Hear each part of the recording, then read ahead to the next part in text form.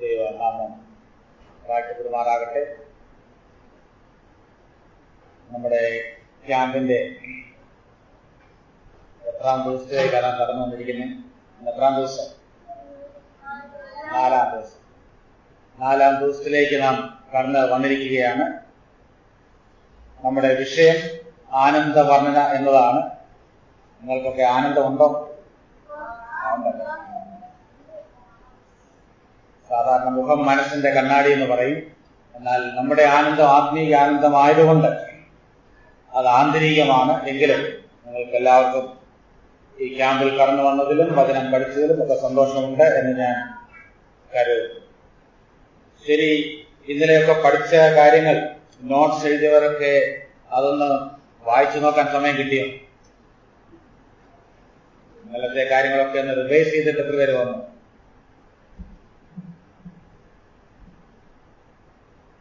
ശരി, ഏതൊക്കെ ഭാഗ്യവർണ്ണനകളാണ് നാം പഠിച്ചത് അതൊന്ന് പറയാം. ഏറ്റവും കൂടുതൽ വാക്യമെങ്കിലും നമുക്ക് കാണാതെ പഠിക്കണമല്ലോ. ഒന്നാമത്തെ ആനന്ദ വർണ്ണന ഏതാണ്? ആത്മാവിൽ ദരിദ്രരായവർ ഭാഗ്യവാന്മാർ, പിന്നെ സ്വർഗരാജ്യം അവർക്കുള്ളത്. രണ്ടാമത്തെ ആ ഭാഗത്തിരിക്കുന്നവർ, അവരെ ഞാൻ അധികം ശ്രദ്ധിക്കുന്നില്ല. ഞാൻ ശ്രദ്ധിക്കുന്നുണ്ട്, എപ്പോഴും എന്റെ കണ്ണങ്ങോട്ട് പോയില്ലെങ്കിലും നിങ്ങളും ഇതിനകത്തുള്ളവരാണ്. രണ്ടാമത്തെ ആനന്ദ വർണ്ണന ഏതാ? ദുഃഖിക്കുന്നവർ ആനന്ദപൂർണ്ണർ. എന്താ അവർക്കുള്ള അനുഗ്രഹം? അവർക്ക് ആശ്വാസം ലഭിക്കും. മൂന്നാമത്തേത് ഭാഗ്യവാന്മാർ, അവർക്ക് ആശ്വാസം ലഭിക്കും. ഇന്നലെ നമ്മൾ 2 ചിന്തിച്ചു. നാലാമത്തേത് നീതിക്ക് വിഷ്ണു ദാഹിക്കുന്നവർ ഭാഗ്യവാന്മാർ, അവർക്ക് തൃപ്തി വരും. അഞ്ചാമത്തേത് ഇന്നലെ രാത്രിയിൽ ചിന്തിച്ചു. കരുണയുള്ളവർ ഭാഗ്യവാന്മാർ, അവർക്ക് കരുണ ലഭിക്കും. പിന്നെ ഇനി ആറാമത്തെ ആനന്ദ വർണ്ണനയിലേക്ക് നാം കടന്നു വന്നിരിക്കുകയാണ്. ഇന്നലത്തേക്കാൾ വ്യത്യസ്തമായിട്ട് ഇന്ന് എനിക്ക് ധാരാളം സമയം മുമ്പിലുണ്ട്. ഇന്നലെയും മിനിഞ്ഞാന്നും ഒക്കെ ഏതാണ്ട് 1.5 ലെസൺ വെച്ചാണ് ഞാൻ തീർത്തുകൊണ്ടിരുന്നത്. കാരണം എപ്പോഴും പഴയതിന്റെ അല്പം പൂർത്തീകരിക്കാൻ കാണും, പിന്നെ പുതിയൊരു പാഠവും തീർക്കണം. എന്നാൽ ഇന്ന് അത്രയും ബുദ്ധിമുട്ടില്ല. ഇന്ന് എനിക്ക് തോന്നുന്നു പ്രതീക്ഷിക്കുന്നതിനേക്കാൾ അല്പം നേരത്തെ തന്നെ എന്റെ ക്ലാസ് അവസാനിപ്പിക്കാൻ കഴിഞ്ഞേക്കും. ഇന്ന് ഒരു ഭാഗ്യവർണ്ണന മാത്രം നമുക്ക് ചിന്തിച്ചാൽ മതി. ബാക്കിയുള്ള 2 ഇന്ന് വൈകിട്ടും നാളെ രാവിലെയുമായിട്ട് നമുക്ക് പഠിക്കാൻ സാധിക്കും. നമ്മൾ ആ ഷെഡ്യൂൾ അനുസരിച്ച് തന്നെ പോവുകയാണ്. മത്തായി സുവിശേഷം 5-ാം അധ്യായം അതിന്റെ 8-ാമത്തെ വാക്യം ആർക്കെങ്കിലും വായിക്കും. ഹൃദയശുദ്ധിയുള്ളവർ ഭാഗ്യവാന്മാർ, അവർ ദൈവത്തെ കാണും. നാം സാധാരണ ഈ വാക്യങ്ങളൊക്കെ ഒന്ന് തിരിച്ച് എഴുതാറുണ്ട്. അതുപോലെ ഇതെഴുതിയാൽ അങ്ങനെ തന്നെ നിങ്ങളുടെ നോട്ട്സിൽ എഴുതുക. ഒരാശ്ചര്യ പ്രസ്താവനയായിട്ട് എഴുതുമ്പോൾ എങ്ങനെ എഴുതാൻ സാധിക്കും? ഹൃദയശുദ്ധിയുള്ളവരുടെ ആനന്ദം ആർക്ക് വർണ്ണിക്കാം എന്ന് പറഞ്ഞാൽ അത് വർണ്ണിക്കാൻ കഴിയുകയില്ല. ആ ചോദ്യത്തിന്റെ അർത്ഥം അത് അവർണ്ണനീയമാണ്. എന്തുകൊണ്ടെന്നാൽ അവർ മാത്രം ദൈവത്തെ കാണും, അല്ലെങ്കിൽ അവർ ദൈവത്തെ കാണും. ഈ ആനന്ദ വർണ്ണനകളിൽ മറ്റുള്ള ആനന്ദ വർണ്ണനകളെക്കാൾ എല്ലാ ആനന്ദ വർണ്ണനകളും ഒരുപോലെ ശ്രേഷ്ഠമാണ്. എന്നാൽ അവയെക്കാളൊക്കെ അതിശ്രേഷ്ഠമായ ഒരു ആനന്ദ വർണ്ണനയാണ് ഇത്. എന്തുകൊണ്ടാണ് അങ്ങനെ പറഞ്ഞതെന്നറിയാമോ? 3-ാം വാക്യത്തിൽ ദൈവരാജ്യ പ്രവേശനം വാഗ്ദാനം ചെയ്തിരിക്കുന്നു. ഇനി അടുത്ത 5-9 ദൈവത്തിന്റെ പുത്രന്മാർ എന്ന് വിളിക്കപ്പെടും. അതും വലിയ അനുഗ്രഹങ്ങളാണ്. എന്നാൽ അതിനേക്കാളൊക്കെ ശ്രേഷ്ഠമായ അനുഗ്രഹമാണ് ദൈവത്തെ കാണുക എന്നുള്ളത്, അല്ലെ? ദൈവത്തിന്റെ പുത്രന്മാർ എന്ന് വിളിക്കപ്പെടുന്നതിനേക്കാളും ദൈവരാജ്യത്തിൽ പ്രവേശിക്കുന്നതിനേക്കാളും ഒക്കെ ഉത്തമമായ അനുഗ്രഹമാണ് ദൈവത്തെ കാണുക എന്നുള്ളത്. ദൈവത്തെ കാണാൻ നമുക്ക് താല്പര്യമുണ്ടോ? ഉണ്ട്. പക്ഷെ നമുക്കറിയാം ദൈവത്തെ മുഖാമുഖം കാണാൻ സാധിക്കുകയില്ല. പക്ഷേ ഏതു കാലത്തും മനുഷ്യന്റെ ഹൃദയത്തിലെ വലിയ ആഗ്രഹമായിരുന്നു ദൈവത്തെ ഒന്ന് കാണണം. പഴയ നിയമത്തിൽ മോശെ അത് വെളിപ്പെടുത്തി, അല്ലെ? നിന്റെ തേജസ് എനിക്ക് കാണിച്ചു തരാമെന്ന് മോശയെ പ്രാർത്ഥിക്കുന്നുണ്ട്.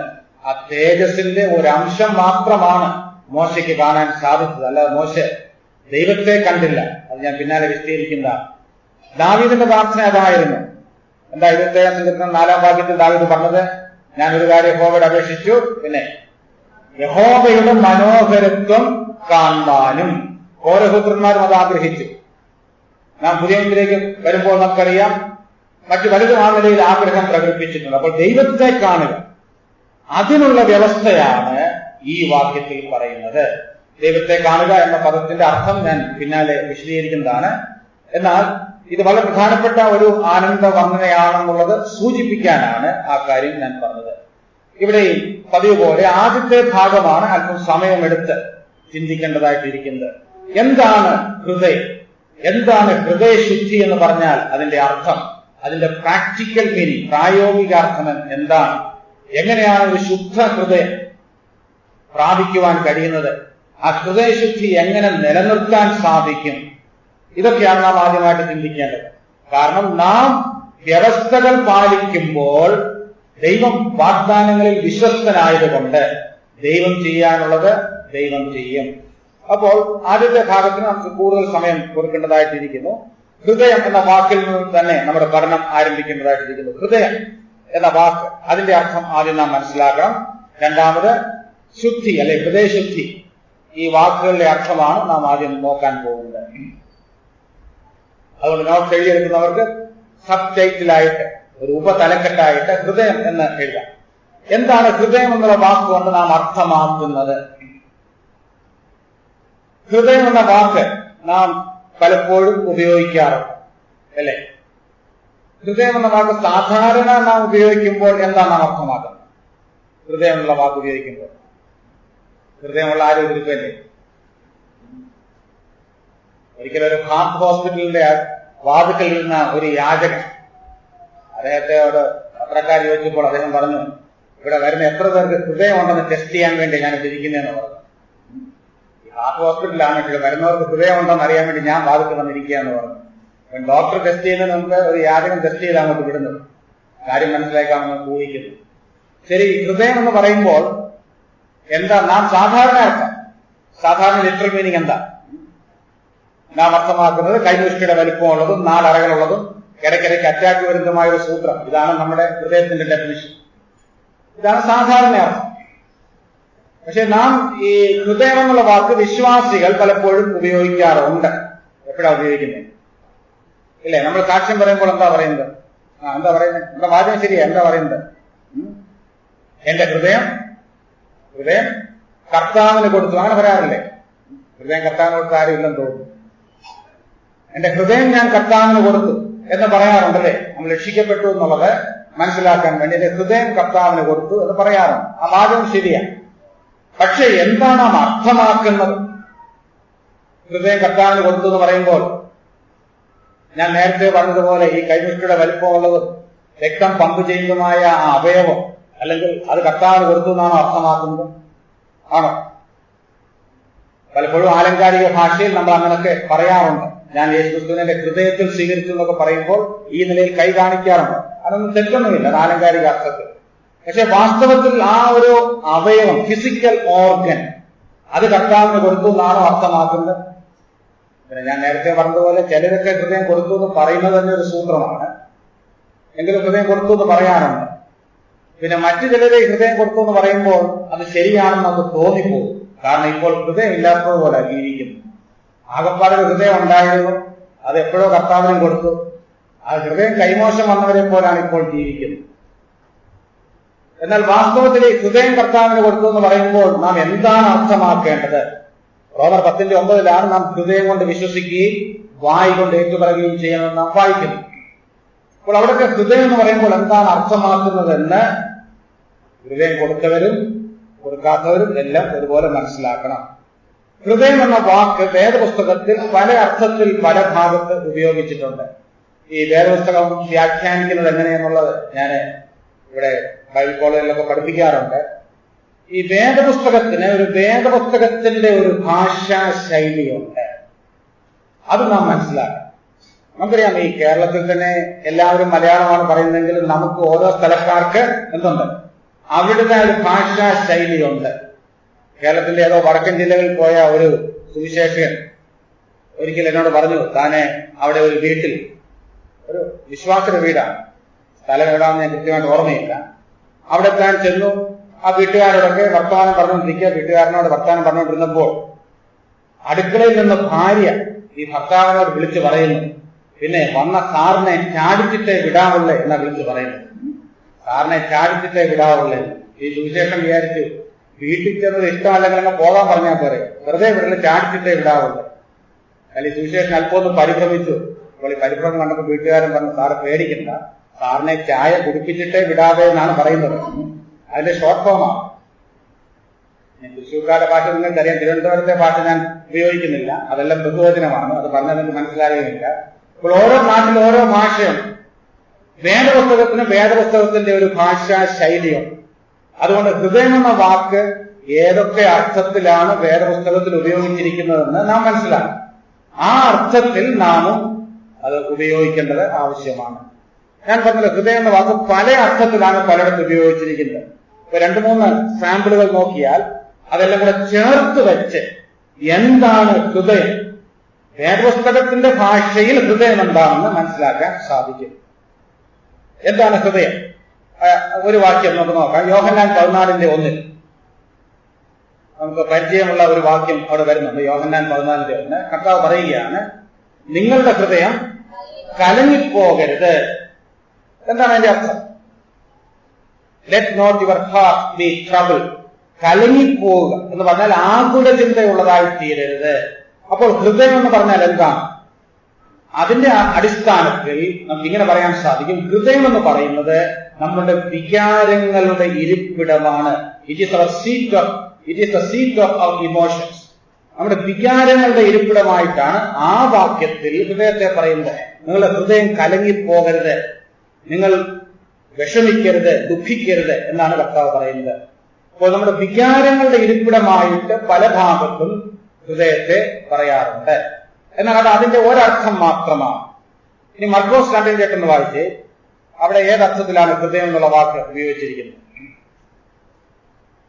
മർക്കോസ് 2:8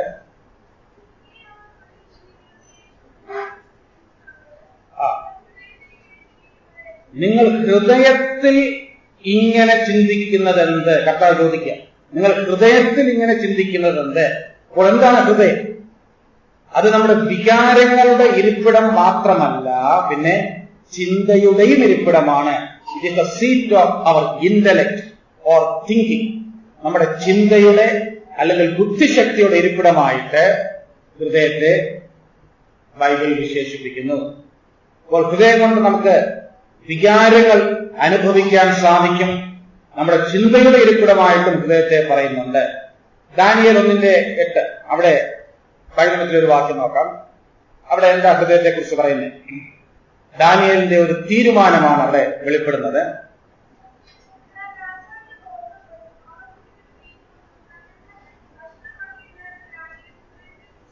ഹൃദയത്തിൽ എന്ത് ചെയ്തു? ചിന്തിച്ചു എന്നല്ല, നിശ്ചയിച്ചു. Our will power. So it is the seat of our will power or the decision making capacity. നമ്മുടെ ഇച്ഛാശക്തിയുടെ ഇരിപ്പിടമാണ് ഹൃദയം. അപ്പോൾ ഹൃദയം കൊണ്ട് എന്തെല്ലാം ചെയ്യാൻ സാധിക്കും?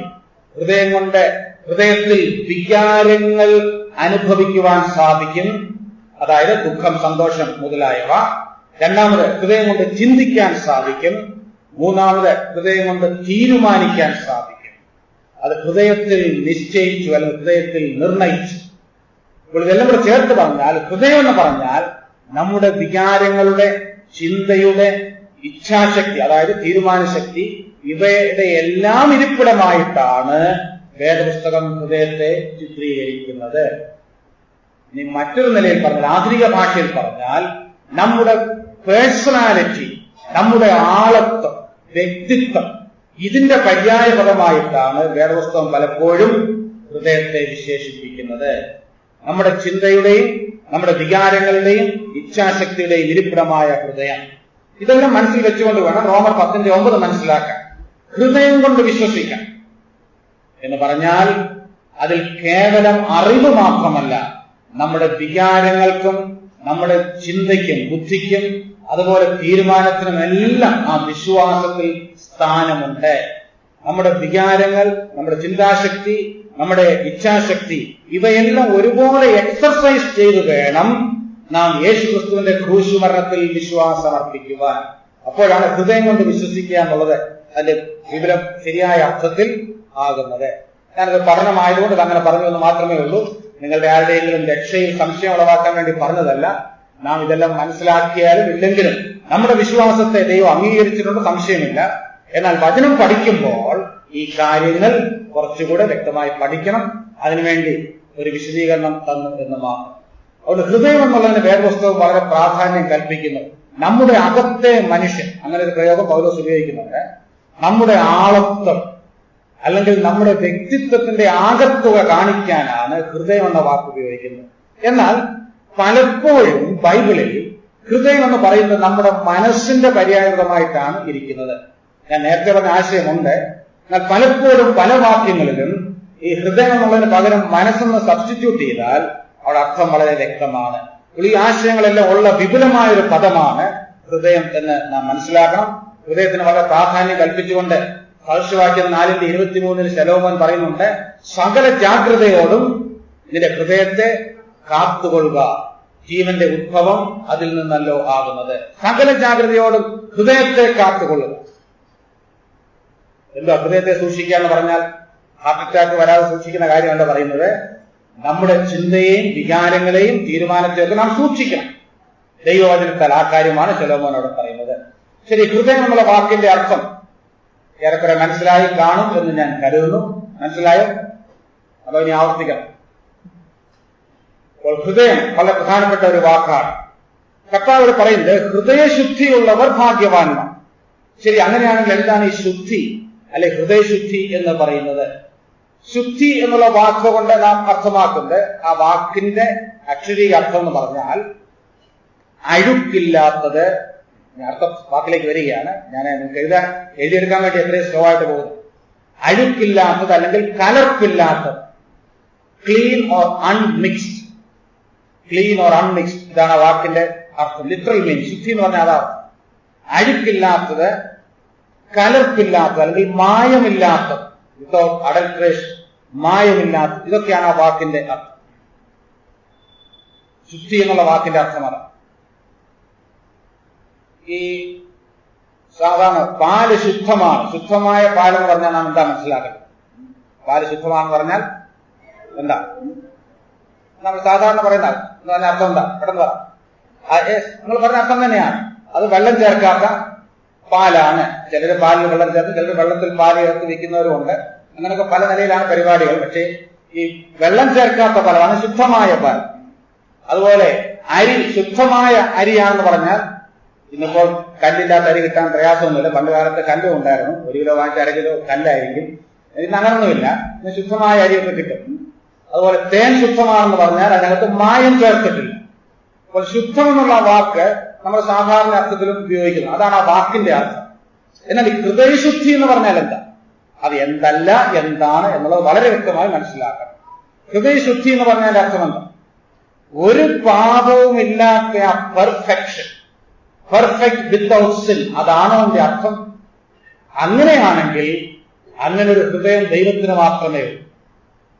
ഒരു മനുഷ്യനെ സംബന്ധിച്ചും അങ്ങനെ ഒരു ഹൃദയം ഉള്ളതായിട്ടോ ഉണ്ടാകാൻ സാധ്യതയുള്ളതായിട്ടോ വേദപുസ്തകം പഠിപ്പിക്കുന്നില്ല. സിൻലെസ് പെർഫെക്ഷൻ, പാപരഹിത പരിപൂർണതയല്ല ഹൃദയശുദ്ധി കൊണ്ട് അർത്ഥമാക്കുന്നത്. എങ്ങനെ അറിയാം? ഞാൻ ഈ പറഞ്ഞതിനോട് യോജിക്കാൻ ചിലപ്പോൾ നമുക്ക് ബുദ്ധിമുട്ട് കാണും. എങ്ങനെ അറിയാം? യെരമ്യാ പ്രവചനം 17:9 വായിച്ച് മനുഷ്യന്റെ ഹൃദയത്തെക്കുറിച്ചുള്ള ദൈവത്തിന്റെ വെർഡിക്റ്റ്, ദൈവത്തിന്റെ വിധി അവിടെ നാം വായിക്കുന്നുണ്ട്. മനുഷ്യ ഹൃദയത്തെക്കുറിച്ച് ദൈവത്തിന്റെ അഭിപ്രായം എന്താ?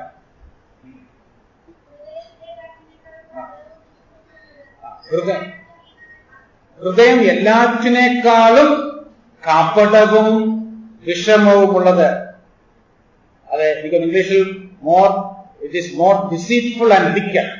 അത് കപടമുള്ളതാണ്, അത് ദുഷ്ടതയുള്ളതാണ്. ഈ വിഷമം എന്നുള്ള മലയാളത്തിലെ വാക്കിന്റെ അർത്ഥം ദുഷ്ടതയുള്ളതാണ്. അത് എല്ലാറ്റിനേക്കാളും കപടമുള്ളതാണ്, ദുഷ്ടതയുള്ളതാണ്. അത് ആരാഞ്ഞറിയുന്നവനാണ്. മനുഷ്യ ഹൃദയത്തെക്കുറിച്ചുള്ള വേദപുസ്തകത്തിന്റെ പൊതുവായ അഭിപ്രായം അതാണ്. ഒരു പക്ഷേ നമുക്ക് തോന്നും അത് അത്രമാത്രം ദുഷ്ടതയുള്ളതാണോ? ബൈബിൾ അങ്ങനെയൊക്കെ പറയുന്നു. അത്രമാത്രം ദുഷ്ടതയുള്ളതാണോ ഹൃദയം? ആണോ? നമ്മുടെയൊക്കെ അഭിപ്രായത്തിൽ നമ്മുടെയൊക്കെ ഹൃദയം എന്നുള്ള ഹൃദയമാണ് എന്നുള്ളതാണ്. അത് ശുദ്ധ ഹൃദയമല്ലേ? ബൈബിൾ പറയുന്നു ഇത് എല്ലാറ്റിനേക്കാളും കപടമുള്ളതാണ്, അത് വിക്കലാണ്, അത് ദുഷ്ടതയുള്ളതാണ്. അതൊരു പൊതുപ്രസ്താവനയാണ്. അതിന്റെ അർത്ഥം എല്ലാ മനുഷ്യരും ആ കാപട്യത്തിന്റെയും ദുഷ്ടതയുടെയും ക്ലൈമാക്സിൽ എത്തി എന്നർത്ഥമില്ല. എന്നാൽ അതിനുള്ള ചാൻസ്, അതിനുള്ള സാധ്യതയുള്ളൊരു ഹൃദയമാണ് എന്റെയും നിങ്ങളുടെയും ഹൃദയം. ഈ കാപട്യം എന്നുള്ളത് ഞാൻ പിന്നെ കുറച്ചുകൂടെ എക്സ്പ്ലെയിൻ ചെയ്യുന്നതാണ്. അപ്പോൾ ഹൃദയത്തെക്കുറിച്ചുള്ള ഇത് വെർഡിക്റ്റ് അതാണ്, ദൈവത്തിന്റെ പ്രഖ്യാപനം അതാണ്. എന്നാൽ അതേസമയം തന്നെ ഒരു ശുദ്ധ ഹൃദയത്തിന്റെ ഉടമകളായി നമുക്ക് ജീവിക്കാൻ സാധിക്കും എന്നും ബൈബിൾ പഠിപ്പിക്കുന്നു. പാപരഹിത പരിപൂർണത സാധ്യമല്ല, പക്ഷേ ശുദ്ധ ഹൃദയമുള്ളവരായി നമുക്ക് ജീവിക്കാൻ സാധിക്കും. ഞാൻ വേറെ ദൃഷ്ടാന്തം പറഞ്ഞാൽ മനസ്സിലാവും. ഇപ്പോൾ ഒരു രോഗവും വരാത്ത ആരെങ്കിലും ഇട്ടിട്ടുണ്ട്? ഒരു രോഗവും ഒരിക്കലും വരാത്ത ആരെങ്കിലും ഉണ്ടോ? ഇല്ല, ആരുമില്ല. അങ്ങനെ ആരെങ്കിലും കണ്ടിരുന്നെങ്കിൽ എനിക്ക് അവരെ കൊണ്ട് തിരുവനന്തപുരത്ത് പോകാമായിരുന്നു. എന്തിനു വേണ്ടിയാ? അവിടെ ഒരു മ്യൂസിയം ഉണ്ട്, അവിടെ കണ്ണാടിക്കൂട്ടിലിട്ട് നിങ്ങളെ അവിടെ ഇരുത്താൻ വേണ്ടിയാണ്. വിചിത്ര ജീവി എന്നൊരു ബോർഡും കൊടുക്കാം. ഇവിടെ മ്യൂസിയം ഉണ്ടെന്ന് തോന്നുന്നല്ലേ? അതോ സൂവയുണ്ടോ? മ്യൂസിയം ഉണ്ടല്ലേ? ഇവിടുത്തെ മ്യൂസിയത്തിൽ എത്തിയാലും മതി. ഒരു രോഗവും ഒരിക്കലും വരാത്ത ആരുമില്ല. ഇനി രോഗം വരാൻ എനിക്ക് സാധ്യതയില്ലെന്ന് ആർക്കെങ്കിലും പറയാൻ പറ്റും? പക്ഷേ എന്റെ ചോദ്യം, എന്നാൽ ആരോഗ്യത്തോടെ ജീവിക്കാൻ പറ്റും? ആരോഗ്യമുള്ളവരുണ്ടോ ഇവിടെ കാണാം? ആരോഗ്യമുള്ളതുകൊണ്ടാണല്ലോ വന്ന് ക്ലാസ്സിൽ ഇരിക്കുന്നത്, അല്ലെങ്കിൽ ആശുപത്രി കിടക്കുമായിരുന്നു അല്ലേ? നിങ്ങൾക്കെല്ലാം ആരോഗ്യമുണ്ട്. ഒരു രോഗവും വരാത്ത ആരുമില്ല. ഒരു രോഗവും ഒരിക്കലും എനിക്കുണ്ടാകത്തില്ല എന്ന് അവകാശപ്പെടാൻ കഴിയുന്ന ആരുമില്ല. എന്നാൽ എന്താ ഞാൻ രണ്ടാമത് പറഞ്ഞത്? എന്ത് സാധിക്കും? ആരോഗ്യത്തോടെ ജീവിക്കാൻ സാധിക്കും. അത് പറ്റും അല്ലേ? അത് പറ്റുമെന്ന് നമുക്കറിയാം. എന്ന് പറഞ്ഞതുപോലെ ഈ പാപരഹിത പരിപൂർണത, ദൈവത്തെ പോലെയുള്ള ആ ഒരു അവസ്ഥയിൽ നമ്മളാരും എത്തിച്ചേരുകയില്ല. പക്ഷേ ശുദ്ധ ഹൃദയത്തോടെ ജീവിക്കാൻ നമുക്ക് സാധിക്കും. അങ്ങനെയാണെങ്കിൽ എന്താ ഈ ശുദ്ധ ഹൃദയം എന്ന് പറയുന്നത്? അത് എന്തല്ല എന്ന് ഞാൻ പറഞ്ഞത് എന്താണെന്ന് നമ്മൾ മനസ്സിലാക്കാൻ ഞാൻ പെട്ടെന്ന് ആ പ്രാക്ടിക്കൽ സൈഡിലേക്ക് വരാൻ ആഗ്രഹിക്കുന്നു. കാരണം ഈ പ്രാക്ടിക്കലായിട്ടുള്ള കാര്യങ്ങളാണല്ലോ പെട്ടെന്ന് മനസ്സിലാകുന്നത്. ഈ ശുദ്ധ ഹൃദയത്തിന്റെ 2-3 ലക്ഷണങ്ങൾ പറയുമ്പോൾ നമുക്ക് മനസ്സിലാകും എന്താണ് വേദപുസ്തകം ഉദ്ദേശിക്കുന്ന ശുദ്ധ ഹൃദയം. അതിന്റെ ഒന്നാമത്തെ ലക്ഷണം എന്താണെന്ന് ചോദിച്ചാൽ അത് അതെ, ശുദ്ധ ഹൃദയത്തിന്റെ ലക്ഷണങ്ങൾ എന്നുള്ള വിലക്കെട്ടിൽ എഴുതിയാലും മതി. ശുദ്ധ ഹൃദയം എന്തല്ലെന്ന് ഞാൻ പറഞ്ഞു. ഇനി അടുത്തത് ശുദ്ധ ഹൃദയം എന്താണ്? ഒന്നാമത്തെ ലക്ഷണം, അത് ഏകാഗ്രതയുള്ള ഹൃദയമാണ്, അല്ലെങ്കിൽ പൂർണ്ണ ഹൃദയം. ഏകാഗ്രതയുള്ള ഹൃദയം അല്ലെങ്കിൽ പൂർണ്ണ ഹൃദയം. ഇതിനെല്ലാം വാക്യങ്ങളുണ്ട്, വാക്യങ്ങളൊക്കെ ഞാൻ പറയുന്നുണ്ട്. 2 ദിനവൃത്താന്തം 16:9 കുറിച്ചാൽ മതി, നമുക്കറിയാവുന്ന വാക്യമാണ്. 2 ദിനവൃത്താന്തം 16:9 അവിടെ നാം വായിക്കുന്നു, യഹോവയുടെ കണ്ണ് തങ്കൽ ഏകാഗ്രചിത്തന്മാരായിരിക്കുന്നവർക്ക് വേണ്ടി തന്നെത്താൻ ബലവാനെന്ന് കാണിക്കേണ്ടതിന് ഭൂമിയിലൊക്കെയും ഊടാടി സഞ്ചരിക്കുന്നു. അപ്പോൾ ദൈവം നോക്കുകയാണ്. ആരെ കാണാനാണ് നോക്കുന്നത്? എത്ര പേരുണ്ട് ഏകാഗ്ര ഹൃദയമുള്ളവർ എന്ന് പറഞ്ഞാൽ. ഏകാഗ്ര ഹൃദയം എന്ന് പറഞ്ഞാൽ അതിന്റെ ഓപ്പോസിറ്റ് എന്താണ്? ഏകാഗ്ര ഹൃദയത്തിന്റെ ഓപ്പോസിറ്റ് എന്താ? വേറൊരു വാക്ക് ബൈബിൾ ഇടയ്ക്കിടയ്ക്ക് ഉപയോഗിക്കുന്നു. അതെന്താ? ചിലതിന്റെ വിപരീത പദം പറയുമ്പോൾ ഇത് മനസ്സിലാക്കും. എന്താ അതിന്റെ വിപരീത പദം പറയാം? ഏകാഗ്രമായ മനസ്സ് എന്നുള്ളതിന്റെ വിപരീത പദം എന്താ? ഇരുമനസ്. അത് കേട്ടിട്ടില്ലേ ആ വാക്ക്? അത് പുതിയ വാക്കാണ്. ഇരുമനസ്സെന്ന് കേട്ടിട്ടുണ്ടോ? യാക്കോബ് 4:8 വരുന്നുണ്ട്. അതിന്റെ ഓപ്പോസിറ്റാണ് ഏകാഗ്ര ഹൃദയം, ഇരുമനസ് എന്ന് പറഞ്ഞാൽ. ഇരുമനസ്സെന്ന് പറഞ്ഞാൽ ദൈവത്തെയും സ്നേഹിക്കും, പിന്നെ മറ്റു പലതിനെയും സ്നേഹിക്കും. ഇസ്രായേൽ മക്കൾക്ക് പറ്റിയ വലിയ തകരാറതാണ്. ദൈവം അവരോട് പറഞ്ഞ അന്യ ദൈവങ്ങളെ സ്നേഹിക്കരുത്, സേവിക്കരുത്, ആരാധിക്കരുത്. പക്ഷെ അവരുടെ കുഴപ്പമെന്താ? അവരെ യഹോവയെ ആരാധിക്കും, അവസരം കിട്ടുമ്പോഴൊക്കെ മറ്റവനെ ആരാധിക്കല്. ആരാ മറ്റവൻ? ഈ ബാലിനെ ഭജിക്കുകയും ചെയ്യും. ഇതാണ് ഇരുമനസ്. അപ്പോൾ ഏകാഗ്ര ഹൃദയം എന്ന് പറഞ്ഞാൽ ദൈവത്തെക്കാൾ ഉപരിയായി ആരെയും ആരാധിക്കാത്ത, ദൈവത്തെക്കാൾ ഉപരിയായി ഒന്നിനെയും ആഗ്രഹിക്കാത്ത, ദൈവത്തെക്കാൾ ഉപരിയായി ഒന്നിനെയും സ്നേഹിക്കാത്ത ഹൃദയം. ഇതാണ് ദൈവം ഉദ്ദേശിക്കുന്ന ശുദ്ധ ഹൃദയം. ദൈവത്തെക്കാൾ ഉപരിയായി ഒന്നിനെയും ആഗ്രഹിക്കാത്ത, ആരാധിക്കാത്ത, സ്നേഹിക്കാത്ത ഹൃദയം. തിരിച്ചു പറഞ്ഞാൽ എല്ലാറ്റിനേക്കാളും ഉപരിയായി ദൈവത്തെ ആഗ്രഹിക്കുന്ന, ദൈവത്തെ ആരാധിക്കുന്ന, ദൈവത്തെ സ്നേഹിക്കുന്ന ഹൃദയം. ഇതാണ് ഏകാഗ്ര ഹൃദയം. ദൈവത്തിൽ കോൺസെൻട്രേറ്റ് ചെയ്യുന്ന ഹൃദയം. കോൺസെൻട്രേഷൻ എന്നുള്ള വാക്ക് നമുക്കറിയാം. ഏകാഗ്രചിത്തന്മാരായിരിക്കുന്നവർക്ക് വേണ്ടി. അപ്പോൾ ആ ഒരാശയം, ഇതേ ആശയം തന്നെയാണ് ഈ പൂർണ്ണ ഹൃദയം. ഈ പൂർണ്ണ ഹൃദയം, ഇനി ഞാനൊരു ഹോംവർക്കായിട്ട് തരാം. ഈ പൂർണ്ണ ഹൃദയം എന്നുള്ള വാക്ക് പ്രത്യേകിച്ച് സങ്കീർത്തനമൊക്കെ വായിക്കുമ്പോൾ എവിടെയെല്ലാം പറഞ്ഞാൽ അതൊക്കെ ഒന്ന് അണ്ടർലൈൻ ചെയ്യണം. ഇനി എപ്പോഴെങ്കിലും ദൈവം നമുക്ക് കാണാൻ അവസരം കിട്ടും, അപ്പോൾ ഞാൻ ചോദിക്കും എത്ര പ്രാവശ്യം നിങ്ങൾ അത് അണ്ടർലൈൻ ചെയ്തു. ശ്രദ്ധിച്ചിട്ടുണ്ടോ അതിന്റെ വാക്ക് പൂർണ്ണ ഹൃദയം? അത് വായിക്കുമ്പോൾ എന്താണ് ചിന്തിച്ചിട്ടുണ്ടോ? അതാണ് ഈ ശുദ്ധ ഹൃദയം. ശുദ്ധ ഹൃദയം എന്ന് പറഞ്ഞാൽ വേദവസ്തു അർത്ഥാക്കുന്നത് പൂർണ്ണ ഹൃദയം എന്ന് പറഞ്ഞാൽ ഇരുമനസ്സില്ലാതെ, വ്യത്യസ്തമായ ചിന്തകളില്ലാതെ പൂർണ്ണമായി ദൈവത്തിൽ ആശ്രയിക്കുന്ന ഹൃദയം. ഒരു വാക്യം ഒന്ന് നോട്ട് ചെയ്തോ. 119 സങ്കീർത്തനം. 2 വാക്യങ്ങളുണ്ട്. 119 സങ്കീർത്തനത്തിൽ അനേക പ്രാവശ്യം വരുന്നുണ്ട്. 2-ാം വാക്യവും 10-ാം വാക്യവും പെട്ടെന്ന് എടുത്തെങ്കിലും ഒന്ന് വായിക്കാം. അധികം സമയം അതിനുവേണ്ടി വേസ്റ്റ് ചെയ്യണ്ട.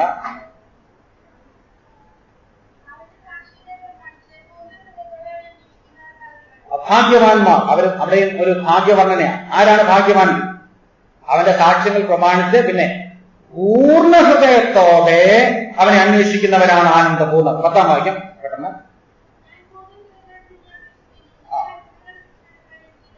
ആ സങ്കീർത്തനക്കാരൻ പറയുകയാണ്, ഞാൻ എങ്ങനെയാണ് ദൈവം നിന്നെ അന്വേഷിക്കുന്നത്? ഞാൻ പൂർണ്ണ ഹൃദയത്തോടെ നിന്നെ അന്വേഷിക്കുന്നു. ഇരുമനസ്സോടെയല്ല, പാതി ഹൃദയത്തോടെയല്ല, പൂർണ്ണ ഹൃദയത്തോടെ ദൈവത്തെ അന്വേഷിക്കുക. മറ്റൊരു വാക്യം 51-ാം സങ്കീർത്തനം 10-ാം വാക്യം. ഇനി ചില വാക്യങ്ങൾ പറഞ്ഞു പോയാൽ മതി. ഈ ആശയം വെളിവാക്കുന്ന വാക്യങ്ങളാണ് ഞാൻ പറയുന്നത്. അപ്പോൾ ഓർക്കണം, ശുദ്ധ ഹൃദയം എന്ന് പറഞ്ഞാൽ അതിന്റെ ഒന്നാമത്തെ അർത്ഥം, 2-3 അർത്ഥങ്ങളുണ്ട്. ഒന്നാമത്തെ അർത്ഥം എന്താ? ദൈവത്തിൽ ഏകാഗ്രമായിരിക്കുന്ന ഹൃദയം, പൂർണ്ണ ഹൃദയം എന്നാണ് ആ വാക്കിന്റെ അർത്ഥം. 51-10 പെട്ടെന്ന് വായിക്കാം.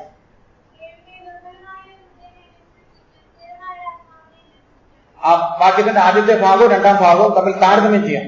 ഞാൻ എപ്പോഴും പറയാറുണ്ട്, സങ്കീർത്തനത്തിലും പ്രവാചക പുസ്തകങ്ങളിലൊക്കെ ഈ ആശയപ്രാസം എന്ന് പറയും. ആദ്യം പറയുന്ന കാര്യം ഒന്നുകൂടെ ആവർത്തിക്കും വേറെ വാക്കുകൾ. ഇവിടെ ദാവീദിന്റെ പ്രാർത്ഥന, ദൈവം എന്ത് ചെയ്യണം? നിർമ്മലമായൊരു ഹൃദയം എന്ന് പറഞ്ഞാൽ ശുദ്ധമായൊരു ഹൃദയം എന്നിൽ സൃഷ്ടിക്കണം. തീർന്നില്ല, ദാവീദ് തന്നെ അതിന് വിശദീകരണം കൊടുക്കും. എന്താ വിശദീകരണം? ശ്രദ്ധിച്ചോ? ആ വിശദീകരണം എന്താ? സ്ഥിരമായൊരാത്മാവിനെ എന്നിൽ പുതുക്കണമേ. ഇപ്പോൾ എന്താ ശുദ്ധമായ ഹൃദയം എന്ന് പറയുന്നത്? സ്ഥിരതയുള്ള ആത്മാവാണ്. ദൈവത്തിൽ സ്ഥിരമായിരിക്കുന്ന ഹൃദയമാണ് എന്ത് ശുദ്ധ ഹൃദയം. മനസ്സിലാക്കാൻ പ്രയാസമൊന്നുമില്ല, വളരെ ലളിതമായ കാര്യങ്ങൾ ഞാൻ പറയുന്നത്. അപ്പോൾ ശുദ്ധ ഹൃദയം എന്ന് പറയുമ്പോൾ പെട്ടെന്ന് നമ്മുടെ മനസ്സിൽ വരേണ്ട ആശയം പൂർണ്ണ ഹൃദയം, അല്ലെങ്കിൽ ദൈവത്തിൽ ഏകാഗ്രമായിരിക്കുന്ന ഹൃദയം, സ്ഥിരതയുള്ള ഹൃദയം. ഇതൊക്കെയാണ് ആ വാക്കുകളുടെ അർത്ഥം. ഇത് പഴയ നിയമത്തിലെ ഒരു ഭാഗം ഞാൻ ഉദ്ധരിച്ചു പോകാം. ഈ 1 രാജാക്കന്മാർ 18:21 കുറിച്ചാൽ മതി, വായിക്കേണ്ട. സംഭവം നമുക്കറിയാം. ഈ ഏലിയാവ് ഇസ്രായേൽ മക്കളെ അഭിസംബോധന ചെയ്യുമ്പോൾ അവരോട് ചോദ്യം ചോദിക്കുന്നുണ്ട്. നിങ്ങൾ എത്രത്തോളം അല്ലെ, അതിന്റെ വാക്കില്ലേ, എത്രത്തോളം ഇരുതോണിയിൽ അല്ലെ, ഇരുതോണിയിൽ കാൽ വയ്ക്കുന്ന ഒരു ചോദ്യം ചോദിക്കുന്നു. എന്തോ ഇതിന്റെ അർത്ഥം? ഇരുതോണിയിൽ കാൽ വയ്ക്കുന്ന അർത്ഥം എന്താ? തോണി എന്ന് പറഞ്ഞാൽ അറിയാമല്ലോ, 2 പടകൾ. ഈ 2 തോണിയിൽ ഒരു കാൽ ഒരു തോണിയിൽ, മറ്റേ കാൽ മറ്റേ. അങ്ങനെ നിങ്ങൾ യാത്ര ചെയ്തിട്ടുണ്ട്? അങ്ങനെ യാത്ര ചെയ്താൽ കുഴപ്പമില്ല ഉണ്ടോ? കുഴപ്പമുണ്ടോ? എന്തോ കുഴപ്പം? വീട് എങ്ങോട്ടാ വീഴുന്നത്? വീടിന്റെ വെള്ളത്തിലോട്ടായിരിക്കും അല്ലേ? അങ്ങനെ ആരും ചെയ്യാറില്ല. അപ്പോൾ അവിടെ ഏലിയാവ് പറയാൻ കാരണം എന്താ? ഇവർ ഇസ്രായേൽ മക്കളാണ്, ദൈവത്തിന്റെ മക്കളെന്നാണ് അവകാശപ്പെടുന്നത്. പക്ഷേ അവർ സേവിക്കുന്നത് ബാലിനെയാണ്. അപ്പോൾ അത് ദൈവം എപ്പോഴും വെറുക്കുന്നു, വിലക്കുന്നു. അത് വളരെ വലിയ ഒരു പാപം തന്നെയാണ്. അപ്പോൾ അല്ലാതെ ദൈവത്തിൽ കോൺസെൻട്രേറ്റ് ചെയ്യുന്ന ഒരു അവസ്ഥ. 2 Corinthians 11:3 കൂടെ വായിച്ച ആ ഭാഗം, ആ വാക്യങ്ങളുടെ വായന നിർത്താം. 2 Corinthians 11:3. അവിടെ പൗലോസ് എന്താ പറയുന്നത്?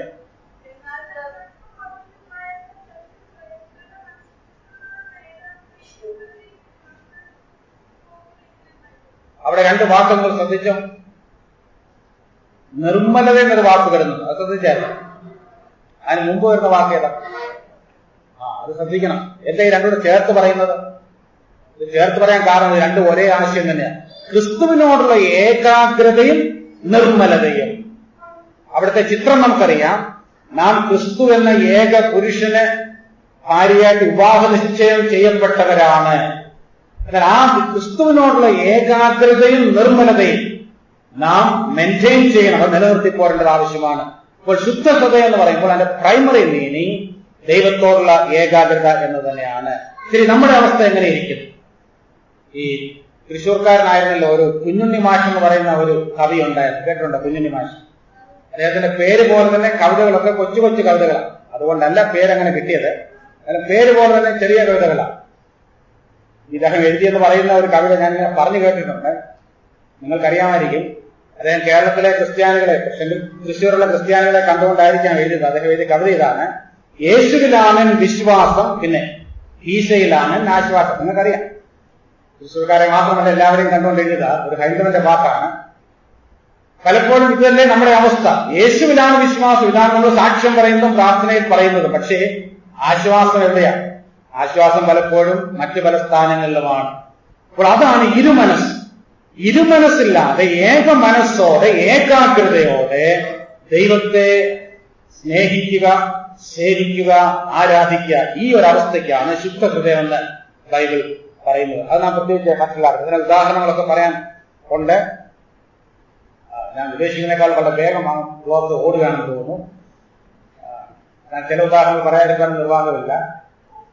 ഈ പുതിയ നിയമത്തിലൊരു സംഭവമുണ്ട്, നമുക്കറിയാം. ഒരു ധനികനായ യുവപ്രമാണി, ഈ ഏകാഗ്ര ഹൃദയത്തിന്റെ അർത്ഥം മനസ്സിലാക്കുന്ന ഒരു സംഭവം ബൈബിളിൽ തന്നെ പറയാം. ഒരു ധനികനായ യുവപ്രമാണി ഒരിക്കൽ കർത്താവിന്റെ അടുക്കൽ വന്നു, അല്ലെ, നിത്യജീവൻ പ്രാപിക്കാൻ എന്ത് വേണമെന്നൊക്കെ ചോദിച്ചു. കർത്താവ് പറഞ്ഞു കൽപ്പനകളൊക്കെ അനുസരിക്കണം.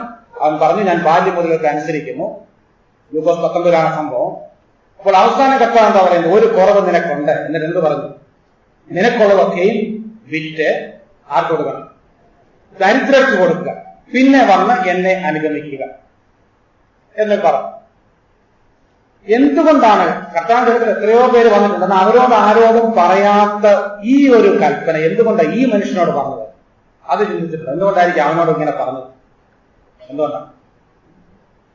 അവന്റെ ശരിയായ പ്രശ്നം കർത്താവിന് അറിയാം. അവന്റെ പ്രശ്നം എന്താ? അവന്റെ പ്രശ്നം പണത്തോടുള്ള അറ്റാച്ച്മെന്റ്. ശരി, അതവിടെ നിൽക്കട്ടെ, നമുക്കറിയാം. എന്നാൽ എന്റെ സംശയം, എന്തുകൊണ്ടാണ് ഇത് വിറ്റ് ദരിദ്രർക്ക് കൊടുത്തിട്ട് വരാൻ പറഞ്ഞത്? നമ്മളിങ്ങനെ സങ്കല്പിക്കുക, ഇന്ന് നമ്മുടെ സഭയിലോ അല്ലെ നമ്മുടെ ഗോസ്പൽ ടീമിൽ, ഇന്ന് കർത്താവിന്റെ ഗോസ്പൽ ടീമായിരുന്ന ലോകം കണ്ട ഏറ്റവും പൂറസ്റ്റ് ഗോസ്പൽ ടീം, ഏറ്റവും ദരിദ്രമായ ഗോസ്പൽ ടീം. ഇന്ന് നമ്മുടെ ഗോസ്പൽ ടീമില്, തൃശ്ശൂർ ഗോസ്പൽ ടീമൊക്കെ ഉണ്ടല്ലോ, ആരെങ്കിലും ഇതുപോലെ ചേരാൻ വരുന്ന ഒരു എന്ന് സങ്കല്പിക്കുക. നമ്മളിങ്ങനെ പറയാം, വളരെ ധനികനായ ഒരു വ്യക്തി ചേരാൻ വന്നാൽ, അഥവാ ചേരാൻ വന്നാൽ നമ്മളെന്ത് പറയും? ഇതെല്ലാം വിറ്റിട്ട് എന്ത് ചെയ്യണം? അത് വിറ്റ് നമ്മുടെ ടീം വർക്കിന് കൊടുക്കുക, അങ്ങനല്ലേ പറയേണ്ടത്? അതല്ലേ കുറച്ചൊരു ബുദ്ധിയായിട്ട് പറയേണ്ടത്. കർത്താവ് എന്താ പറയുന്നത്? നിന്റെ പ്രശ്നം പണമാണ്, ഞങ്ങളുടെ പ്രശ്നം എന്താ? പണം ഇല്ലാത്തതാണ്. ഒരു പടിക്ക് രണ്ട് പക്ഷി, നിന്റെ പ്രശ്നവും തീരും, ഞങ്ങളുടെ പ്രശ്നവും തീരും. നിനക്കുള്ളതെല്ലാം വിറ്റ് ആ യൂദായെ ഏൽപ്പിക്കണം. യൂദായാണ് എന്റെ ട്രഷറർ. അങ്ങനല്ലേ കർത്താവ് പറയേണ്ടത്? നമ്മളാരെങ്കിലും കർത്താവിന്റെ സ്ഥാനത്തായിരുന്നെങ്കിൽ അങ്ങനെ പറയുമായിരുന്നു. അല്ല, എന്തുകൊണ്ടാണ് കർത്താവ് ഇതൊക്കെ വിറ്റ് ദരിദ്രർക്ക് കൊടുത്തിട്ട്, അഡ്രസ് ഇല്ലാത്ത ദരിദ്രർക്ക് കൊടുത്തിട്ട് നീ ഇങ്ങനെ വരാൻ പറഞ്ഞു? എന്തുകൊണ്ടായിരിക്കും അങ്ങനെ പറഞ്ഞത്? എന്റെ കാരണം അവിടെ എഴുതിയിട്ടില്ല. ഒരു എഴുത്തുകാരൻ അതിനെക്കുറിച്ച് പറഞ്ഞിട്ടുള്ളത് എനിക്ക് വളരെ രസകരമായി തോന്നിയോണ്ട് ഞാൻ ഉദ്ധരിക്കുകയാണ്. അദ്ദേഹം പറയുന്നത് അതിന് തക്കതായ കാരണമുണ്ട്. കർത്താവ് ചെയ്യുന്ന എല്ലാ കാര്യങ്ങളും വളരെ ബുദ്ധിപരമായിട്ടാണ് ചെയ്യുന്നത്. നാം ഇങ്ങനെ സങ്കല്പിക്കുക, കർത്താവ് അവനോട് പറയുന്നു, നീ ആ പണമെല്ലാം വിറ്റ് യൂദായെ ഏൽപ്പിച്ച് പിന്നെ വന്ന് എന്റെ ശിഷ്യനാകുമെന്ന് പറഞ്ഞാൽ ഒരു പക്ഷെങ്കിൽ അവനത് ചെയ്യുമായിരുന്നു. ഇത് വെറുതെ ദരിദ്രർക്ക് കൊടുക്കാൻ പറഞ്ഞുകൊണ്ടാണ് കുഴപ്പമായത്. എന്നാൽ നീ അതെല്ലാം വിറ്റ് എനിക്ക് തരികയാണ് കർത്താവ് പറഞ്ഞിരുന്നത്, ഒരു പക്ഷെങ്കിൽ അവൻ സന്തോഷത്തോടെ ചെയ്യുമായിരുന്നു. ശരി, അങ്ങനെ അവൻ എല്ലാം വിറ്റ് യൂദായെ ഏൽപ്പിച്ച് അത് കഴിഞ്ഞിട്ട് അവനും കർത്താവിന്റെ കൂടെ ഈ ടീമിൽ ചേരുന്നു എന്ന് സങ്കല്പിക്കുക. 13ാമത്തെ ശിഷ്യനായിട്ട് അവൻ ചേരും. പിന്നെ കർത്താവിന് ശിഷ്യന്മാരെല്ലാം കൂടെ ഇങ്ങനെ നടന്നാണ് സ്ഥലങ്ങളിലൊക്കെ പോകുന്നു. അപ്പോൾ ഇപ്പോൾ ഒരു ബുദ്ധിമുട്ടുണ്ട്. എന്താ? യൂദായ്ക്ക് ബുദ്ധിമുട്ടായി. എന്താ കാര്യം? പഴയ കാലത്ത് ഇതുപോലെ കറൻസി ഒന്നുമില്ല, എല്ലാം നാണയങ്ങളാണ്. യവന്റെ ഈ ഭാരിച്ച ധനമൊക്കെ ചിലപ്പോൾ ഈ 12 ശിഷ്യന്മാരും ചാക്കിനകത്ത് ചുമ്മിയെങ്കിലേ പറ്റുകയുള്ളൂ. വലിയ ചുമടുമായിട്ട് വേണം ഇവർ അങ്ങോട്ടും ഇങ്ങോട്ടൊക്കെ പോവുക. ഇനി എവിടെ നിന്ന് അല്പം ഒന്ന് വിശ്രമിക്കുമ്പോഴോ ഈ യൂദായുടെ പരിപാടി എന്തായിരിക്കും? ഉടനെ ചാക്ക് അടിക്കും, അതിലെല്ലാം പണം ഇങ്ങനെ എണ്ണി തിട്ടപ്പെടുത്തിക്കൊണ്ടിരിക്കും. ഇത് കാണുമ്പോ ഈ ഒരു മനുഷ്യന്റെ ഹൃദയത്തിൽ എന്ത് ചിന്തയായിരിക്കും വരുന്നത്? നിങ്ങൾ ആ മനുഷ്യന്റെ സ്ഥാനത്ത് നിന്ന് പറഞ്ഞാൽ എന്ത് ചിന്തയായിരിക്കും വരുന്നത്?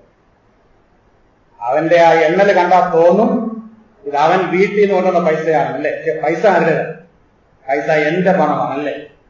അവൻ കൊടുത്തു, പക്ഷേ ഹൃദയത്തിൽ നിന്ന് പോവുകയില്ല. അത് എന്റെ പണമാണ് അല്ലേ? ചിലപ്പോൾ ചിലരൊക്കെ അങ്ങനെ, ചിലരൊക്കെ കർത്താവിന് വേണ്ടി കൊടുക്കുന്നു എന്ന് പറയുമ്പോഴൊക്കെ അങ്ങനെ തന്നെയാണ്. ചിലരൊക്കെ ഈ ഫാനൊക്കെ കൊടുത്തിട്ട് അതൊക്കെ പേരെഴുതി വെക്കും. ഒരിക്കലും ഒരാളോട് ചോദിച്ചു, ഈ ഞാനൊരു ഫാൻ കൊടുക്കാൻ ആഗ്രഹിക്കുന്നു, അതിന്റെ എത്ര ലീഫിൽ പേരെഴുതാമെന്ന് ചോദിച്ചു. അത് ഒരിടത്ത് എഴുതാം, അതോ 3 ലീഫിൽ എഴുതണമെന്ന് ചോദിച്ചു. ഞാൻ പറഞ്ഞ എഴുതാതിരിക്കുന്ന അഭേദം. കാരണം എന്താണെന്ന് വെച്ചാൽ ഈ ഫാൻ കറങ്ങുമ്പോൾ ഇതാരും കാണുകയില്ല. പിന്നെ ഒരു കാലത്ത് ഈ ഫാൻ കേടായി, അപ്പോൾ ആളുകൾ തിരിഞ്ഞു നോക്കും. അപ്പോഴേക്ക് ഡൊണേറ്റഡ് ബൈ ചാക്കോട്ടെന്ന് എഴുതിയിട്ടുണ്ട്. അപ്പൊ എല്ലാവരും മനസ്സിലാക്കും നിങ്ങൾ കൊടുത്ത ഫാൻ കേരള ഫാനാണ്, അതുകൊണ്ട് എഴുതാമെന്ന് പറഞ്ഞു. ഞാൻ പറഞ്ഞതിന്റെ താല്പര്യം, ഈ പലപ്പോഴും നമ്മുടെ ഹൃദയത്തിൽ നിന്ന് പോകുന്നില്ല, കയ്യിൽ നിന്ന് പോകുന്നതേ ഉള്ളൂ. അതുകൊണ്ടാണ് ഹൃദയത്തിന് ഏകാഗ്രത ഇല്ലാതായി പോകുന്നത്. ദൈവത്തെക്കാൾ ഉപരിയായി പലതിനെയും നാം സ്നേഹിക്കുന്നത് കൊണ്ടാണ് ഏകാഗ്ര ഹൃദയം നഷ്ടപ്പെട്ടു പോകുന്നത്. ഞാൻ വേണ്ടതിൽ കൂടുതൽ വിശദീകരിച്ചു കഴിഞ്ഞു. രണ്ടാമത്തെ അർത്ഥം എന്താണ് ശുദ്ധ ഹൃദയം? അതിന്റെ അർത്ഥം പരമാർത്ഥ ഹൃദയം. പരമാർത്ഥ ഹൃദയം, ഒന്ന് പൂർണ്ണ ഹൃദയം, 2 പരമാർത്ഥ ഹൃദയം എന്ന് പറഞ്ഞാൽ പിന്നെയും വിശദീകരിക്കേണ്ടതായിട്ടുണ്ട്. വ്യാജഭാവം ഇല്ലാത്ത ഹൃദയം, വ്യാജഭാവം ഇല്ലാത്ത ഹൃദയം, അതാണ് പരമാർത്ഥ ഹൃദയം. വ്യാജഭാവം ഇല്ലാത്ത ഹൃദയം.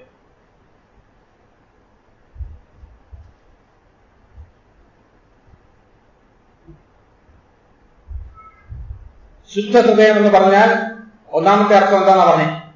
എന്താ? നോട്ട്സ് നോക്കേണ്ട ആവശ്യമില്ല, അല്ലാതെ നിങ്ങളുടെ മനസ്സിലുണ്ട്. ഏകാഗ്ര ഹൃദയം അല്ലെങ്കിൽ പൂർണ്ണ ഹൃദയം. രണ്ടാമത്തെ അർത്ഥം പരമാർത്ഥ ഹൃദയം അല്ലെങ്കിൽ വ്യാജഭാവം ഇല്ലാത്ത ഹൃദയം. ശരി, എന്താ ഈ വ്യാജഭാവം എന്ന് പറയുന്നത്? എല്ലാ കളവും വ്യാജഭാവവും ഉപേക്ഷിച്ചിട്ട്, അല്ലേ? അങ്ങനെ ഒരു വാക്യമുണ്ട്. 1 പത്രോസ് 2:1 അത് വായിക്കുന്നു. അത് എടുക്കണമെന്നില്ല. എന്താ ഈ വ്യാജഭാവം? അതാർക്കും അറിയത്തില്ല വ്യാജഭാവം എന്ന് പറഞ്ഞാൽ എന്താ. വാക്കിന്റെ അർത്ഥം എന്താ വ്യാജഭാവം? ഇംഗ്ലീഷിൽ ഹിപ്പോക്രസി എന്ന് പറയും. വ്യാജഭാവം എന്ന് പറഞ്ഞാൽ ഇല്ലാത്ത ചിലത് ഉണ്ടെന്ന് ഭാവിക്കുന്നത് വ്യാജമാണ്. ഇനി തിരിച്ച് ഉള്ളതില്ലെന്ന് ഭാവിക്കുന്നതും വ്യാജമാണ്, അല്ലെ? രണ്ടും വ്യാജം. ഇല്ലാത്തതുണ്ടെന്ന് ഭാവിച്ചാൽ അത് വ്യാജമാണ്, ഉള്ള കാര്യങ്ങൾ ഇല്ലെന്ന് ഭാവിച്ചാലും അതും വ്യാജമാണ്. അപ്പൊ അതാണ് വ്യാജഭാവം എന്ന് പറയുന്നത്. ഈ വ്യാജഭാവത്തിന്റെ ഏറ്റവും നല്ലൊരു ദൃഷ്ടാന്തമാണ് അനന്യാസിന്റെ ചരിത്രം. പുതിയ നിയമത്തിലെ അനന്യാസിന്റെ ചരിത്രം. എവിടെ അനന്യാസിന്റെ ചരിത്രം നാം വായിക്കുന്നത്? അപ്പോൾ 25 അത് വായിക്കണമെന്നില്ല, ഞാൻ ആ സംഭവം ഒന്ന് പറയാം. നിങ്ങൾ ചിന്തിച്ചിട്ടുണ്ടോ എന്തുകൊണ്ടാണ് ദൈവം ഈ അനന്യാസിനെ ശിക്ഷിച്ചത്? അനന്യാസ് എന്ത് തെറ്റാ ചെയ്തത്? പാവം തനിക്കുണ്ടായിരുന്ന വസ്തുവകയെല്ലാം വിറ്റിട്ട് അപ്പോസ്തലന്മാരുടെ അടുക്കൽ കൊണ്ടുവന്നു. തനിക്കുള്ളത് വിൽക്കാത്ത എത്രയോ ആളുകൾ അന്നുണ്ടായിരുന്നു, അവരെ ആരെയും ശിക്ഷിച്ചിരുന്നു. ഇത് വിറ്റുകൊണ്ടുവന്ന അനന്യാസിനെ ദൈവം എന്തുകൊണ്ടാണ് ശിക്ഷിച്ചത്? എന്താ പ്രശ്നം? പറഞ്ഞു എങ്ങനെ വ്യാജം കാണിച്ചെന്നാ പറയുന്നത്? നമുക്കുള്ളത് വിറ്റ് കൊടുക്കുന്നത് വ്യാജമാണ്. അവിടുത്തെ ശരിയായ പ്രശ്നം എന്താ? ആ ഭാഗം വായിക്കുമ്പോൾ എനിക്ക് വളരെ രസകരമായി തോന്നിയിട്ടുള്ളത്, ഈ അനന്യാസ് ഇതെല്ലാം വിറ്റ് കൊണ്ടുവന്ന് അത് കുറെ എടുത്തിട്ട് ഒരംശം കൊണ്ടുവന്ന് അപ്പോസ്തലന്മാരുടെ കാൽക്കൽ വെച്ചു. അനന്യാസ് അവിടെ ഒരക്ഷരവും മിണ്ടുന്നുണ്ടോ? പിന്നെ സഫീറ വന്നപ്പോൾ അവിടെ സംസാരിക്കുന്നുണ്ട്. സ്ത്രീകളാണല്ലോ സംസാരത്തിൽ മുമ്പിൽ, അതുകൊണ്ടായിരിക്കും സഫീറ സംസാരിക്കുന്നുണ്ട്. അനന്യാസ് ഒരൊറ്റ അക്ഷരം മിണ്ടുന്നില്ല. ഇദ്ദേഹം ഇത് വിറ്റുകൊണ്ടുവന്ന് അപ്പോസ്തലന്മാരുടെ കാൽക്കൽ വെച്ചിട്ട് അവിടെ കൈയിലിട്ട് ഇങ്ങനെ വളരെ ഭവ്യതയോടെ നിൽക്കുക. ഒരക്ഷരം അനന്യാസ് സംസാരിച്ചതായിട്ട് രേഖപ്പെടുത്തിയിട്ടില്ല. പിന്നെ എന്ത് തെറ്റാണ് അനന്യാസ് ചെയ്തത്? എന്താ അവിടുത്തെ പ്രശ്നം? ആ പ്രശ്നം മനസ്സിലാക്കണം, അതിന്റെ പശ്ചാത്തലം മനസ്സിലാക്കണം. 4-ാം അധ്യായം അവസാന ഭാഗത്തൊക്കെ നാം വായിക്കുന്നുണ്ട്, ബർന്നബാസ് തുടങ്ങി പലരും എന്ത് ചെയ്തു? അവർക്കുള്ളതെല്ലാം വിറ്റ് അപ്പോസ്തലന്മാരുടെ കാൽക്കൽ വെച്ചു. നിങ്ങളിങ്ങനെ ചിന്തിക്കുക, ഒരു ക്യൂ അവിടെ നിൽക്കുന്നു സങ്കല്പിക്കുക. ആ ക്യൂവിൽ നിൽക്കുന്നവരെല്ലാം അവർക്കുള്ളതെല്ലാം വിറ്റ് അപ്പോസ്തലന്മാരുടെ കാൽക്കൽ വെച്ചുകൊണ്ടിരിക്കുകയാണ്. അപ്പോൾ ആ ക്യൂവിൽ ആരുണ്ട്? ഇപ്പൊ അനന്യാസം വന്നിരിക്കും. അനന്യാസം വന്ന് കാൽക്കൽ വയ്ക്കുന്നു, മാറി നിൽക്കുന്നു. അങ്ങനെ ചെയ്ത മറ്റുള്ളവർ അനന്യാസിനെ കുറിച്ച് എന്താ ധരിക്കുന്നത്? അനന്യാസും ഈ ബർന്നബാസൊക്കെ ചെയ്തതുപോലെ, അല്ലെ മറ്റ് സഹോദരന്മാർ ചെയ്തതുപോലെ വസ്തുവകയെല്ലാം വിറ്റെന്നുള്ള ശരിയാ, വിറ്റു, അത് പൂർണ്ണമായി കൊണ്ടുവന്ന് വെച്ചു എന്നൊരു ഫോൾസ് ഇംപ്രഷൻ, ഒരു തെറ്റിദ്ധാരണ മറ്റുള്ളവരുടെ മനസ്സിലുണ്ടാകും. അതാണ് വ്യാജഭാവം. ഞാൻ പറഞ്ഞത് മനസ്സിലായോ? അനന്യാസ് അവിടെ ഒരൊറ്റ അക്ഷരം സംസാരിക്കുന്നില്ല, പക്ഷേ തന്റെ പ്രവൃത്തിയിൽ കൂടെ through his deed he gave a false impression. That is hypocrisy. തന്റെ പ്രവൃത്തിയിൽ കൂടെ ഒരു തെറ്റായ ധാരണ സഭയ്ക്ക് കൊടുത്തു, അല്ലെ മറ്റുള്ളവർക്ക് കൊടുത്തു. അത് വ്യാജഭാവമാണ്, അത് പാപമാണ്. അതുകൊണ്ടാണ് ദൈവം അനന്യാസിനെ ശിക്ഷിച്ചത്. ശരി, ഞാൻ പെട്ടെന്ന് ഒരു പ്രാക്ടിക്കൽ സൈഡിലേക്ക് വരട്ടെ. അതുകൊണ്ട് നമ്മൾ പലപ്പോഴും ധരിക്കുന്നത് ഒരു വ്യാജം എന്ന് പറഞ്ഞാൽ, ഒരു വ്യാജം കാണിക്കണമെങ്കിൽ നാം സംസാരിക്കണം, അത് നിർബന്ധമില്ല. ചിലപ്പോൾ നമ്മുടെ നിശബ്ദത കൊണ്ട് കള്ളം പറയാൻ സാധിക്കും, ചിലപ്പോൾ ഒരു പുഞ്ചിരി കൊണ്ട് കള്ളം പറയാൻ സാധിക്കും, അല്ലേ? ഞാൻ നേരത്തെ ചോദിച്ചു, നിങ്ങൾ എത്ര പേര് ഇന്നലത്തെ നോട്ട്സ് വായിച്ചത്? നിങ്ങളെല്ലാവരും ചിരിച്ചു. ചിരിയുടെ അർത്ഥം ദൈവത്തിനറിയാം, കുറച്ചൊക്കെ എനിക്കും അറിയാം. നിങ്ങൾ കള്ളം പറഞ്ഞില്ല, നിങ്ങൾ വായിച്ചെന്നും പറഞ്ഞില്ല, വായിച്ചില്ലെന്നും പറഞ്ഞില്ല, നിങ്ങൾ ചിരിച്ചു. അപ്പോൾ ചിലപ്പോൾ നമ്മുടെ പുഞ്ചിരി കൊണ്ട് കള്ളം പറയാം, ചിലപ്പോൾ നമ്മുടെ മൗനം കൊണ്ട് കള്ളം പറയാം, ചിലപ്പോൾ തലയാട്ടുന്നതുകൊണ്ട് കള്ളം പറയാം. അല്ലെ, പ്രസംഗം കേൾക്കുമ്പോൾ ധാരാളം തലയാട്ടാറുണ്ട്. അപ്പോൾ പല നിലകളിലാണ് ഈ വ്യാജഭാവം വരുന്നത്. വ്യാജഭാവം എന്ന് പറഞ്ഞാൽ നമ്മൾ വാക്കുകൊണ്ട് നാക്കുകൊണ്ടൊരു കള്ളം പറഞ്ഞു എന്നല്ല, എവിടെയെല്ലാം തെറ്റായ ഒരു ധാരണ നമ്മുടെ പ്രവൃത്തി കൊണ്ടോ നമ്മുടെ മുഖഭാവം കൊണ്ടോ പുഞ്ചിരി കൊണ്ടോ ഉണ്ടാക്കിയാൽ അതെല്ലാം വ്യാജഭാവമാണ്. അപ്പോൾ വ്യാജഭാവമില്ലാത്ത ഹൃദയം, അതാണ് പരമാർത്ഥ ഹൃദയം എന്ന് പറയുന്നത്. വ്യാജഭാവത്തിന്റെ ഒരു വാക്യം എഴുതിയില്ലെന്ന് തോന്നുന്നു. ആ നഥനയേലിനെ കുറിച്ച് കർത്താവ് പറഞ്ഞൊരു വാചകം വളരെ നമ്മൾ ശ്രദ്ധിക്കേണ്ട ഒരു വാചകമാണ്. യോഹന്നാൻ 1:47. യോഹന്നാൻ 1:47.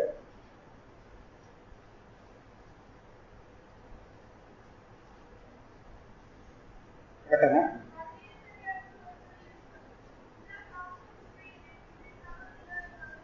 ഇതാ സാക്ഷാൽ ഇസ്രായേല്യൻ, ഇവനിൽ എന്തില്ല?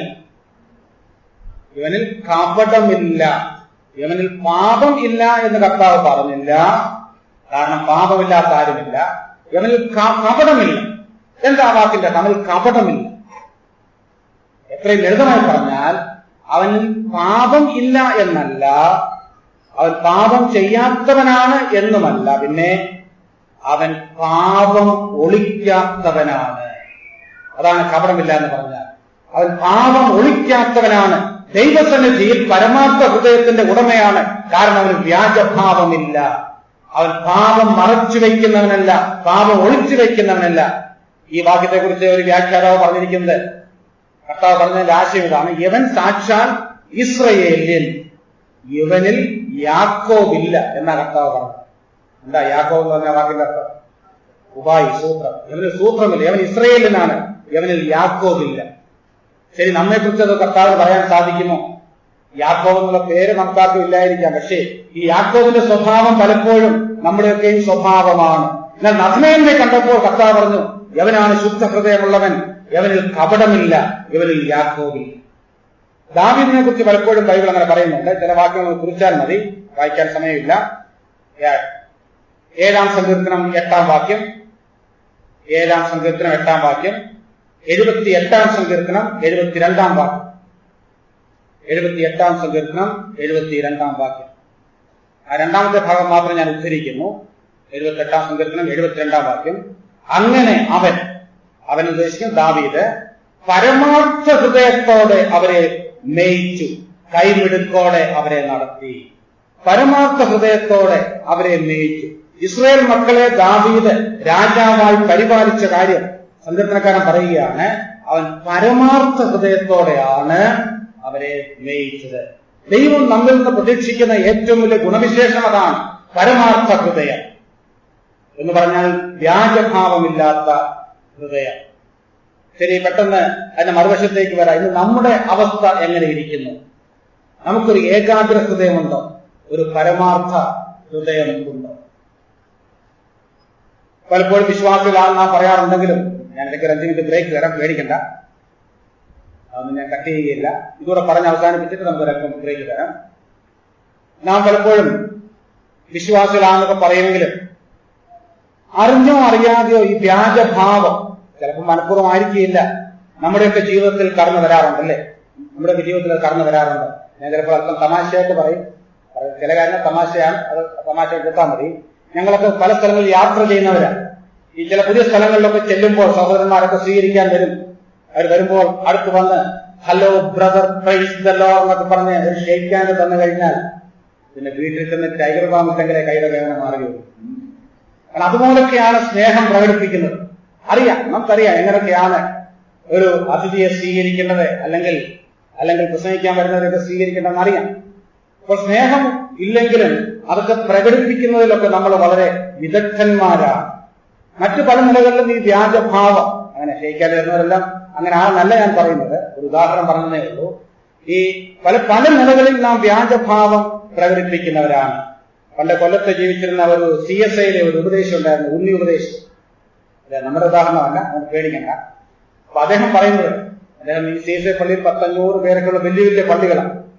അപ്പൊ അദ്ദേഹം പറയുന്നത്, സാധാരണ ഈ സ്തോത്രകാഴ്ചയൊക്കെ എടുക്കുമ്പോൾ പണ്ട് പോലെ പല പള്ളികളിലും പാടുന്ന ഒരു പാട്ടുണ്ട്. പാട്ട് നമ്മുടെ പാട്ടാണ്, പള്ളി അവരുടേതാണെങ്കിലും പാട്ട് നമ്മുടേതാണ്. എന്നിട്ട് പാട്ട് സങ്കടങ്ങൾ സകലവും തീർന്നു പോലും. നിങ്ങളത് പാടാറുണ്ട്? സ്തോത്രാഴ്ച എടുക്കുമ്പോൾ പലയിടത്തും സ്ഥിരം പാടുന്ന പാട്ട്, എന്തുകൊണ്ടാണെന്ന് എനിക്കറിയത്തില്ല. അപ്പോൾ ഈ അദ്ദേഹം പറയുന്നത് ഇങ്ങനെ ഈ പാട്ടും പാടി ഈ സഞ്ചി ഇങ്ങനെ വരുമ്പോൾ ആളുകളൊക്കെ വളരെ ആവേശത്തോടെ പാടും. എല്ലാവരും ചില ആളുകൾ ഈ സ്തോത്രാഴ്ച സഞ്ചി അവരുടെ ആ റോയിൽ വരുന്നത് വരെ ഒരു പാട്ട് പാടി സഞ്ചിക്കും. സഞ്ചി അവിടെ എത്തുമ്പോൾ പെട്ടെന്ന് കണ്ണടച്ചങ്ങ് ധ്യാനത്തിലേക്ക് അങ്ങ് തിരിയും. പാട്ട് നിർത്തി ധ്യാനം. ഈ കണ്ണടച്ച് പ്രാർത്ഥിക്കുന്ന പോലെ ഇരിക്കും. അപ്പൊ അടുത്തിരിക്കുന്ന ആൾ വിചാരിക്കും ഈ കണ്ണടച്ച് പ്രാർത്ഥിക്കുന്ന ആളെ ശല്യപ്പെടുത്തണ്ടെന്ന് വിചാരിച്ച് ഈ സഞ്ചി ആളിന് കൊടുക്കാതെ അടുത്ത ആളിനെ കൊടുക്കും. ആ വരി വിട്ട് സ്തോത്ര സഞ്ചി അടുത്ത് പിൻനിരയിൽ ചെല്ലുമ്പോൾ ഈ കണ്ണടച്ചിരിക്കുന്ന ആള് കണ്ണ് തുറന്ന് ഒരു പാട്ട് പാടും. സംഹാരദൂതനെ കടന്നുപോയി. പാട്ടങ്ങ് പാടിപ്പോകാം, അത്രേ ഉള്ളൂ. അദ്ദേഹം പറഞ്ഞതാ. ഏത് സംഹാരദൂതനെ കുറിച്ചാണ് ഇപ്പോൾ മനസ്സിലായി കാണുന്നത്. ഇങ്ങനൊക്കെയാണ് പലപ്പോഴും വ്യാജഭാവം. ശരി, എന്തിനായി പാട്ട് പാടുന്നത്? അതുകൊണ്ടങ്ങ് പറയാമല്ലോ. ഒരിക്കലും വീട്ടിൽ ഒരു വീട്ടിലെ 2 ആൺകുട്ടികൾ, ചേട്ടനും അനിയനും, അവർ തന്നെ സംസാരിക്കുക. അപ്പൊ അനിയൻ ചോദിക്കുക ചേട്ടനോട്, അല്ല നമ്മളെന്തിനാ ഈ സ്തോത്രാഴ്ചയിലൊക്കെ പാട്ട് പാടുന്നത്? നിങ്ങൾക്ക് ആർക്കെങ്കിലും ഉത്തരം അറിയാം എന്തിനാ ഈ പാട്ട് പാടുന്നത്? നമ്മൾ പ്രായമുള്ളവർ ചിന്തിക്കത്തില്ല, കുട്ടികൾ ചിന്തിക്കും. അപ്പം ചേട്ടൻ അനിയനോട് പറയാ, അത് നിനക്കറിയത്തില്ലേ, ഈ സ്തോത്രാഴ്ചയ്ക്ക് പൈസ ഇടുമ്പോഴുള്ള വേദന അറിയാതിരിക്കാനാണ് ഈ പാട്ട് പാടുന്നത്. ഈ പോക്കറ്റിൽ പൈസ ഒക്കെ എടുക്കുമ്പോൾ ഹാർട്ട് അറ്റാക്ക് വരാതിരിക്കാൻ വേണ്ടി എല്ലാവരും പാട്ട് പാടുക. അപ്പോൾ നല്ല പാട്ടായി, സങ്കടങ്ങൾ തീർന്നു പോയെന്നുള്ള പാട്ട് നല്ലതാണ്. ഇതൊക്കെ ഞാൻ ഒരു തമാശ പോലെ പറഞ്ഞെങ്കിലും ഞാൻ പറഞ്ഞതിന്റെ താല്പര്യം നിങ്ങൾ മനസ്സിലാക്കണം. പല നിലകളിലാണ് വ്യാജഭാവം ഞാനും നിങ്ങളും പ്രകടിപ്പിക്കുന്നത്. ഇത്രയൊന്നും നാം ചെയ്യത്തില്ലായിരിക്കും, എങ്കിലും നാം ഏതൊക്കെ നിലയിലാണ് വ്യാജഭാവം? ഇത് നമ്മുടെ ഹൃദയത്തെ വളരെ പെട്ടെന്ന് ബാധിക്കുവാൻ ഇടയുള്ള ഒരു പാപമാണ് വ്യാജഭാവം. അതുകൊണ്ടാണ് കർത്താവ് ഈ ഹിപ്പോക്രസി, കപടഭക്തിയെ വളരെ ശക്തമായി ശാസിച്ചത്. നമുക്കറിയാം, പരീശന്മാരോട് കർത്താവിനുള്ള പരാതി അതായിരുന്നല്ലേ. പരീശന്മാർ ആഴ്ചയിൽ 2 വട്ടം ഉപവസിക്കും, കിട്ടുന്നതിലൊക്കെ ദശാംശം കൊടുക്കും, ഒരു ദിവസം 3 നേരം കൃത്യമായി പ്രാർത്ഥിക്കും. ഇത്രയൊക്കെ ചെയ്ത പരീശന്മാരുടെ അടുക്കൽ കർത്താവ് വന്നപ്പോൾ കർത്താവ് അവരെ പ്രിയ മക്കളെ എന്നല്ല വിളിച്ചത്. എന്താ വിളിച്ചത്? കപടഭക്തിക്കാരായ ശാസ്ത്രിമാരും പരീശന്മാരുമായുള്ളവരെ, നിങ്ങൾക്ക് അയ്യോ കഷ്ടം. 21 മത്തായി 21 വായിക്കണം. എത്ര പ്രാവശ്യമാണ് നിങ്ങൾക്ക് അയ്യോ കഷ്ടം എന്ന് പറഞ്ഞത്? പിലാത്തോസിനെ നോക്കി അയ്യോ കഷ്ടം എന്ന് കർത്താവ് പറഞ്ഞില്ല. മറ്റ് തന്നെ ക്രൂശിക്കാമെന്ന് ആരെയും നോക്കി അയ്യോ കഷ്ടം എന്ന് പറഞ്ഞില്ല. എന്നാൽ ശാസ്ത്രിമാരെയും പരീശന്മാരെയും നോക്കി അയ്യോ കഷ്ടം എന്ന് പറഞ്ഞു. എന്താ കാരണം? അവർ വ്യാജഭാവം ഉള്ളവരായിരുന്നു. അതുകൊണ്ട് എന്താണ് ശുദ്ധ ഹൃദയം? ഒന്നാമത് ഏകാഗ്രതയുള്ള ഹൃദയം, രണ്ടാമത് പരമാർത്ഥ ഹൃദയം, വ്യാജഭാവമില്ലാത്ത ഹൃദയം. മൂന്നാമതൊരു കാര്യം കൂടെ പറഞ്ഞ് ഞാൻ ബ്രേക്ക് ചെയ്യാം. മൂന്നാമത്തെ ലക്ഷണം എന്താണെന്ന് ചോദിച്ചാൽ പാപത്തെ വെറുക്കുന്ന ഹൃദയം. പാപത്തെ വെറുക്കുന്ന ഹൃദയം, അല്ലെങ്കിൽ പാപത്തെ സ്നേഹിക്കാത്ത ഹൃദയം.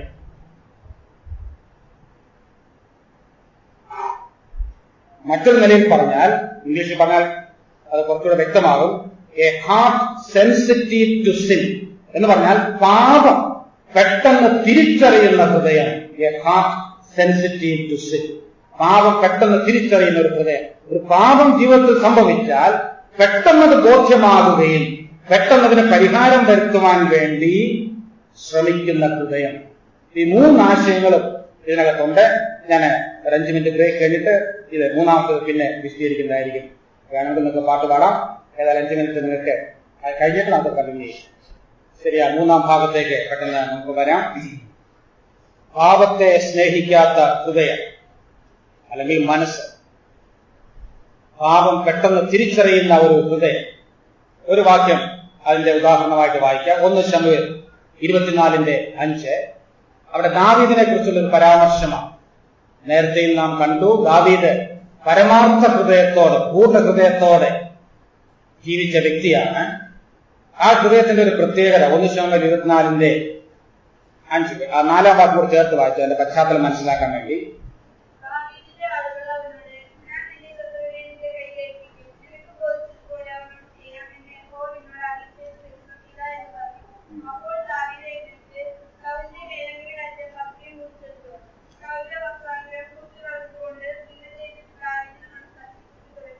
അവസാന ഭാഗം ശ്രദ്ധിക്കണം.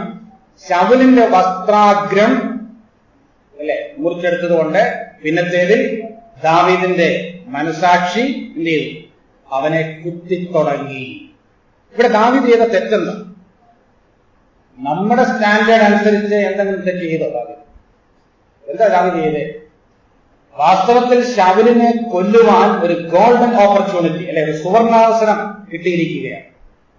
ഒരു പക്ഷെങ്കിൽ ദാവീദിന്റെ സ്ഥാനത്ത് വേറെ ആരായിരുന്നു എങ്കിലും അന്ന് തന്നെ ആ ഗുഹയിൽ വെച്ച് ശൗലിനെ കൊല്ലുമായിരുന്നു. എന്നാൽ അതൊന്നും ചെയ്തില്ല. പിന്നെ ശൗലിനെ കണ്ടു എന്നുള്ളതൊരു തെളിവ് വേണമല്ലോ. അത് ആ ചിന്തയോടെ ഈ ശൗലിന്റെ വസ്ത്രത്തിന്റെ ഒരു അഗ്രം മാത്രം ഒരു സാമ്പിൾ, നമ്മളെ തയ്യൽക്കടയിൽ ചെല്ലുമ്പം ഈ തുണിയുടെ സാമ്പിൾ ഈ ടൈലർ കട്ട് ചെയ്തെടുക്കുന്ന പോലെ ഒരു സാമ്പിൾ ഒന്ന് കട്ട് ചെയ്യും. പക്ഷേ അത്രയും ചെറിയ തെറ്റ് ചെയ്തിട്ട് പോലും അടുത്ത വാചകത്തിൽ നാം വായിക്കുന്നത് പിന്നത്തേതിൽ അവന്റെ മനസ്സാക്ഷി, അവന്റെ ഹൃദയം അവനെ കുത്തിത്തുടങ്ങി. ഇതാണ് ഞാൻ നേരത്തെ പറഞ്ഞ സെൻസിറ്റിവിറ്റി ടു സിൻ. പാപം ചെയ്തു കഴിഞ്ഞാൽ, പാപം സംഭവിച്ചു കഴിഞ്ഞാൽ പെട്ടെന്നത് മനസ്സിലാക്കുക, തിരിച്ചറിയുക. ആ നിലയിലുള്ളൊരു ഹൃദയം, അത് ശുദ്ധ ഹൃദയത്തിന്റെ ഒരു ലക്ഷണമാണ്. അതായത് പാപത്തോടുള്ള വെറുപ്പ് ഉള്ള ഒരു ഹൃദയത്തിന് മാത്രമേ പാപം ചെയ്തു പോകാം. പക്ഷേ പാപത്തിൽ വീണാൽ വളരെ പെട്ടെന്ന് മനസ്സിലാക്കുവാനും ആ ഹൃദയത്തിൽ ആ കുത്തൽ അനുഭവിക്കുവാനും തിരുത്തുവാനും കഴിയുന്ന ഹൃദയമാണ് ശുദ്ധ ഹൃദയം എന്ന് പറയുന്നത്. ഞാനത് അവിടെ നിർത്തുകയാണ്. ഹൃദയശുദ്ധി എന്ന് പറഞ്ഞാൽ എന്താണെന്നുള്ളതാണ് അനേക വാക്യങ്ങളിൽ കൂടെ, ഉദാഹരണങ്ങളിൽ കൂടെ ഞാൻ വിശദീകരിച്ചത്. കാരണം ശരിയായ അർത്ഥത്തിൽ നാം മനസ്സിലാക്കണം. അത് ഏകാഗ്ര ഹൃദയമാണ്, അല്ലെങ്കിൽ പൂർണ്ണ ഹൃദയമാണ്. അത് പരമാർത്ഥ ഹൃദയമാണ്, വ്യാജഭാവമില്ലാത്ത ഹൃദയം. മൂന്നാമത് അത് പാപത്തോട് വെറുപ്പുള്ള ഹൃദയം, പാപത്തെ പെട്ടെന്ന് തിരിച്ചറിയുന്ന ഹൃദയം. ഇതൊക്കെയാണ് ശുദ്ധ ഹൃദയം എന്ന് പറയുമ്പോൾ വേദപുസ്തകം അർത്ഥമാക്കുന്നത്. ശരി, പെട്ടെന്ന് മുന്നോട്ട് പോകേണ്ടിയിരിക്കുന്നു. ഇങ്ങനെ ഹൃദയത്തിന്റെ ഉടമകളായിട്ട് എങ്ങനെ തീരാൻ സാധിക്കും? ദൈവം എങ്ങനെയാണ് നമ്മുടെ ഹൃദയത്തെ ശുദ്ധീകരിച്ചത്? തീർച്ചയായും മനുഷ്യന്റെ എല്ലാം ഹൃദയം കപടവും വിഷമവും ഉള്ളതാണ്. അങ്ങനെ ഒരു ഹൃദയത്തിന് എങ്ങനെ ശുദ്ധീകരണം? ഹൃദയത്തിലേക്ക് വരുമ്പോൾ നമുക്കറിയാം, അപ്പോസ്തല പ്രവൃത്തി 15:9 അവിടെ നാം വായിക്കുന്നുണ്ട്, ദൈവം വിശ്വാസത്താൽ അവരുടെ ഹൃദയങ്ങളെ ശുദ്ധീകരിച്ചു. അപ്പോസ്തല പ്രവൃത്തികൾ 15:9, ആക്ട്സ് 15:9. ഇനി 1 യോഹന്നാൻ 1:7 വളരെ വ്യക്തമായിട്ട് വായിക്കുന്നു. എങ്ങനെ ഹൃദയം ശുദ്ധീകരിക്കപ്പെടുന്നത്? അവന്റെ പുത്രനായ യേശുവിന്റെ രക്തം സകല പാപവും പോക്കി നമ്മെ ശുദ്ധീകരിക്കുന്നു. അപ്പോൾ ഒരു പാപിയോടുള്ള ബന്ധത്തിൽ, നമ്മളെല്ലാം പാപികളായി ജനിച്ചവരാണ്, ജീവിച്ചവരാണ്. പാപിയുടെ ഹൃദയത്തിന് എങ്ങനെ ശുദ്ധീകരണം കിട്ടുന്നത്? അത് യേശുക്രിസ്തുവിന്റെ രക്തം മുഖാന്തരം എന്ന് പറഞ്ഞാൽ, യേശുക്രിസ്തുവിന്റെ ക്രൂശുമരണത്തിൽ വിശ്വസിക്കുന്ന ആ നിമിഷത്തിൽ ദൈവം നമ്മുടെ ഹൃദയത്തെ ശുദ്ധീകരിക്കുകയാണ്.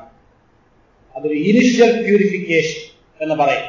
രക്ഷിക്കപ്പെടുന്ന ആ സമയത്ത് പ്രാരംഭമായ ഒരു ശുദ്ധീകരണം, ഒരു പൂർണ്ണ ശുദ്ധീകരണത്തിന് നമ്മളെല്ലാം ഉടമകളായി തീരുന്നു. എന്നാൽ ഈ ശുദ്ധി എങ്ങനെ നിലനിർത്തുന്നത്? നോട്ട് കുറിക്കുന്നുണ്ടെന്ന് കരുതുന്നു. എങ്ങനെ ശുദ്ധീകരണം പ്രാപിക്കാം? അത് ഒന്നാമത്തെ ഉത്തരമാണ് അപ്പോസ്തല പ്രവൃത്തികൾ 15:9, 1 യോഹന്നാൻ 1:7. അപ്പൊ രക്ഷിക്കപ്പെടുന്നത് മുഖാന്തരമാണ് ഹൃദയത്തിന് ശുദ്ധീകരണം ഉണ്ടാകുന്നത്. എന്നാൽ അങ്ങനെ രക്ഷിക്കപ്പെട്ടവർ പിന്നെയും പാപത്തിൽ വീഴുവാനുള്ള സാധ്യതയുണ്ട്. പാപം ചെയ്യുവാൻ വളരെ സാധ്യതയുള്ള ലോകത്തിലാണ് നാം ജീവിക്കുന്നത്. അപ്പോൾ ഈ ഹൃദയശുദ്ധി എങ്ങനെ നിലനിർത്താൻ സാധിക്കും? അതാണ് 1 യോഹന്നാൻ 1:9 നാം വായിക്കുന്നത്. നാം പാപത്തിൽ വീഴുവാൻ സാധ്യതയുണ്ടെങ്കിൽ അത് നിലനിർത്തണമെങ്കിൽ നാം എന്ത് ചെയ്യണം? നാം അനുദിനം നമ്മുടെ പാപങ്ങളെ ഏറ്റുപറയണം. ദൈവത്തിന്റെ വചനത്താലുള്ള ശുദ്ധീകരണം നമുക്ക് ആവശ്യമാണ്. യോഹന്നാൻ 17:17 കർത്താവ് പ്രാർത്ഥിക്കുന്നുണ്ട്, നിന്റെ വചനം സത്യമല്ലോ, സത്യത്താൽ അവരെ ശുദ്ധീകരിക്കണമേ. അപ്പോൾ അനുദിന ജീവിതത്തിൽ ദൈവവചനത്താലുള്ള ശുദ്ധീകരണം നമുക്ക് ആവശ്യമാണ്. ഒരിക്കൽ രക്തത്താൽ ശുദ്ധീകരണം പ്രാപിച്ചവരാണ് വിശ്വാസികളല്ല. എന്നാൽ ആ ശുദ്ധീകരണം എങ്ങനെ നിലനിർത്തിപ്പോകുമെന്ന് ചോദിച്ചാൽ അത് ദൈവവചനത്താൽ നമ്മുടെ ഹൃദയം വീണ്ടും വീണ്ടും ശുദ്ധീകരിക്കപ്പെടേണ്ടത് ആവശ്യമാണ്. യോഹന്നാൻ 17:17 119 സങ്കീർത്തനം 9 വാക്യം നിങ്ങൾക്ക് ചിലപ്പോൾ കാണാതെ അറിയാം അല്ലേ? ബാലൻ തന്റെ നടപ്പിനെ നിർമ്മലമാക്കുന്നത് എങ്ങനെ? പിന്നെ നിന്റെ വചനത്താൽ അതിനെ സൂക്ഷിക്കുന്നതിനാൽ തന്നെ. അപ്പോൾ എങ്ങനെയാണ് ശുദ്ധീകരണം? ദൈവവചനത്താലാണ് ശുദ്ധീകരണം. പ്രായോഗികമായി പറഞ്ഞാൽ ഓരോ ദിവസവും ദൈവത്തിന്റെ വചനം വായിക്കുകയും ധ്യാനിക്കുകയും അത് ഹൃദയത്തിൽ സൂക്ഷിക്കുകയും ചെയ്യുമ്പോൾ 119 വീണ്ടും നാം വായിക്കുന്നു, ഞാൻ നിന്നോട് പാപം ചെയ്യാതിരിക്കേണ്ടതിന് നിന്റെ വചനത്തെ എവിടാ സൂക്ഷിക്കുന്നത്? എന്റെ ഹൃദയത്തിൽ. പലരും ഷെൽഫിലാ സൂക്ഷിക്കുന്നത്. അവിടെ സങ്കീർത്തനക്കാരൻ പറയുന്നത് ഹൃദയത്തിൽ സൂക്ഷിക്കുന്നു. ഹൃദയത്തിൽ വചനം സൂക്ഷിക്കണം, എങ്കിൽ മാത്രമേ അത് ജീവിതത്തിൽ ശുദ്ധീകരണം വരുത്തുകയുള്ളൂ. അപ്പോൾ ഈ നിലയിൽ നാം ശുദ്ധ ഹൃദയത്തോടെ ജീവിക്കണം. അതാണ് ഈ വാക്യത്തിൽ പറയുന്നത്. ശരി, രണ്ടാം ഭാഗത്തേക്ക് വരട്ടെ. ഇങ്ങനെ ശുദ്ധ ഹൃദയത്തോടെ ജീവിക്കുന്നവർക്ക് തന്നിട്ടുള്ള വാഗ്ദാനം അനുഗ്രഹമാണ്. ആ വാക്യത്തിൽ രണ്ടാം ഭാഗത്ത് നാം വായിക്കുന്നത് 5:8 രണ്ടാം ഭാഗത്ത് എന്താ? അവർ ദൈവത്തെ കാണും. അവരാണ് ദൈവത്തെ കാണുന്നത്. എന്താണ് ഇവിടെ ഈ ദൈവത്തെ കാണുന്നുള്ള പദം കൊണ്ട് അർത്ഥമാക്കുന്നത്? അത് മൂലഭാഷയിൽ തർജ്ജമ ചെയ്താൽ അവർ ദൈവത്തെ കണ്ടുകൊണ്ടിരിക്കും എന്നാണ് തർജ്ജമ ചെയ്യേണ്ടത്. ദൈവത്തെ കാണുമെന്നുള്ള ഒറ്റ സംഭവമല്ല, അവർ നിരന്തരമായി ദൈവത്തെ കണ്ടുകൊണ്ടിരിക്കും. ഇത് വളരെ പ്രധാനപ്പെട്ട വിഷയമാണ്. ഞാൻ പറഞ്ഞു, ദൈവത്തെ കാണുക. പഴയ നിയമ ഭക്തന്മാരുടെ വലിയ ആഗ്രഹമായിരുന്നു ദൈവത്തെ കാണുക. പുതിയ നിയമത്തിൽ ആരെങ്കിലും ദൈവത്തെ കാണണമെന്ന് ആഗ്രഹിച്ചതായിട്ട് നാം വായിക്കുന്നുണ്ടോ? ദൈവത്തെ കാണാനുള്ള ആഗ്രഹം പ്രകടിപ്പിച്ച ഒരു ശിഷ്യനുണ്ടല്ലേ? കർത്താവിന്റെ ശിഷ്യന്മാരിൽ ഒരാൾ പറഞ്ഞു. യോഹന്നാൻ 14:8 നാം വായിക്കുന്ന ഫിലിപ്പോസിനെ കുറിച്ച്. എന്താ ഫിലിപ്പോസ് കർത്താവിനോട് പറയുന്നത്? കർത്താവെ, പിതാവിനെ ഒന്ന് കാണിച്ചു തരണം, ഞങ്ങൾക്ക് അത് മതി. വലിയൊരു അഭിലാഷമാണ്. ഞങ്ങൾക്ക് പിതാവിനെ ഒന്ന് കാണിച്ചു തന്നാൽ അത് മതി. ഒരു പക്ഷേ നമ്മളൊക്കെ ഉണ്ടായിരുന്നെങ്കിൽ നാമും ഫിലിപ്പോസിനോട് ചേർന്ന് അതിന് ആമേൻ പറയുമായിരുന്നു.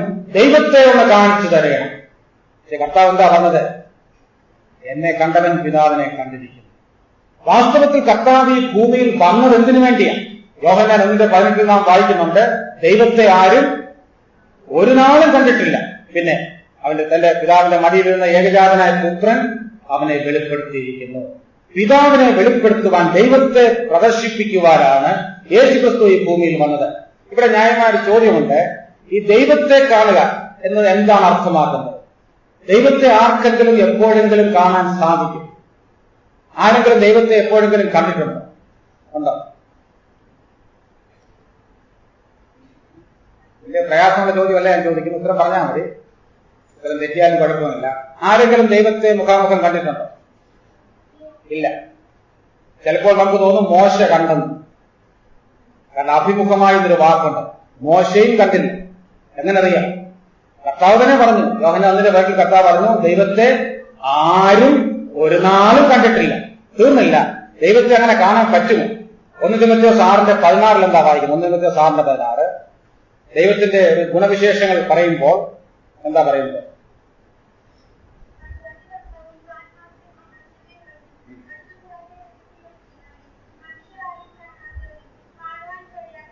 മതി, ശ്രദ്ധിക്കണം. അവൻ അടുത്തുകൂടാത്ത വെളിച്ചത്തിൽ വസിക്കുന്നവനാണ്. തീർന്ന അർത്ഥം എന്താ പറയുന്നത്? മനുഷ്യരാരും കാണാത്തത്. അവസാനം പറയുന്നത് എന്താ?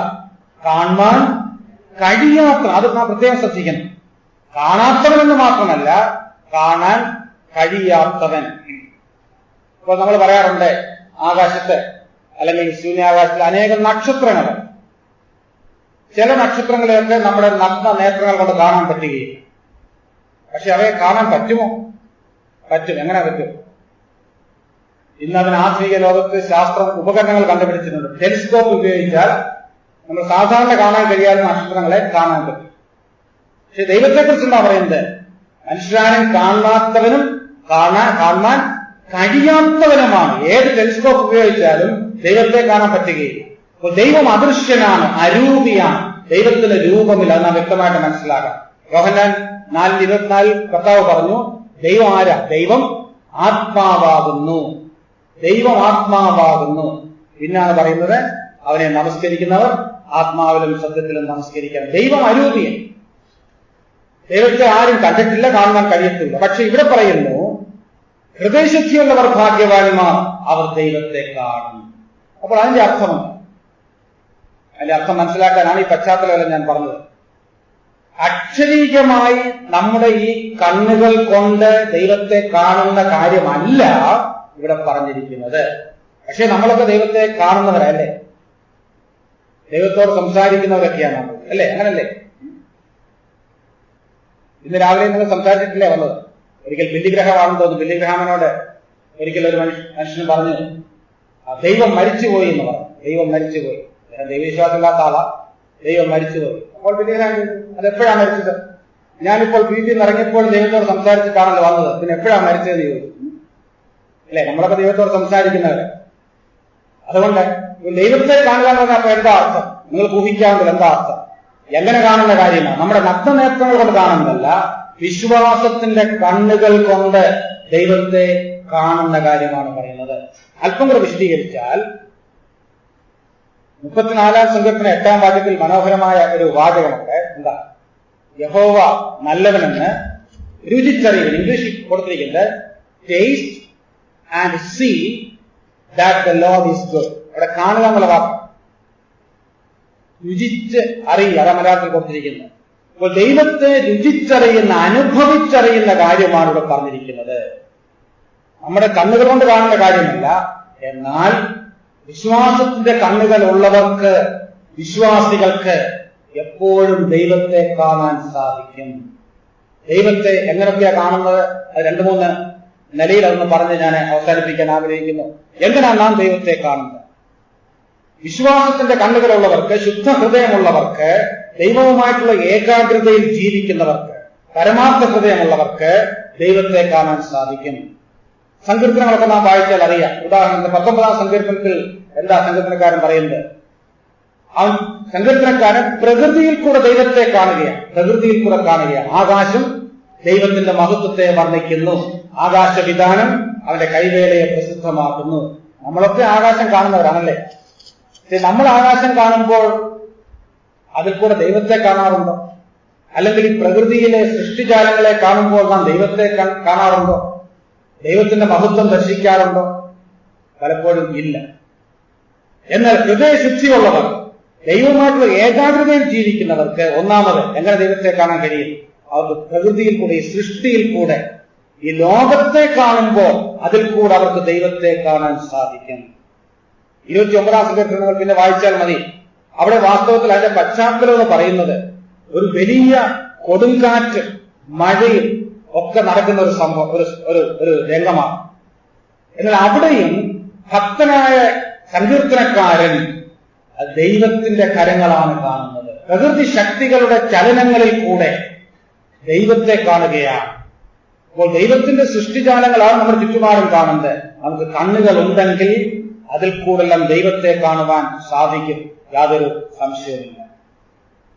രണ്ടാമത് എങ്ങനെ ദൈവത്തെ കാണാൻ സാധിക്കും? ദൈവത്തെ കാണാനുള്ളതിന് 3 ആശയങ്ങളുണ്ട്, 3 മാർഗങ്ങളുണ്ട്. പ്രകൃതിയിൽ കൂടെ ദൈവത്തെ കാണുക. രണ്ടാമത് ചരിത്രത്തിൽ കൂടെ, അല്ലെങ്കിൽ നമ്മുടെ ജീവിത അനുഭവങ്ങളിൽ കൂടെ നമുക്ക് ദൈവത്തെ കാണാൻ സാധിക്കും.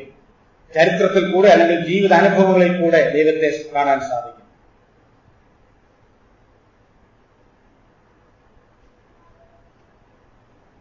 വാസ്തവത്തിൽ ഈ ലോക ചരിത്രം എന്ന് പറയുന്നത് തന്നെ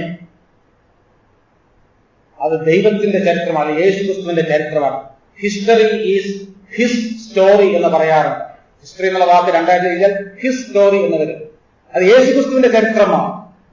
ലോക ചരിത്രത്തിലെ സംഭവങ്ങളൊക്കെ വായിക്കുമ്പോൾ അതിന്റെ എല്ലാം പിന്നിൽ ദൈവത്തിന്റെ കരം പ്രവർത്തിച്ചായിട്ട് കാണാൻ സാധിക്കും.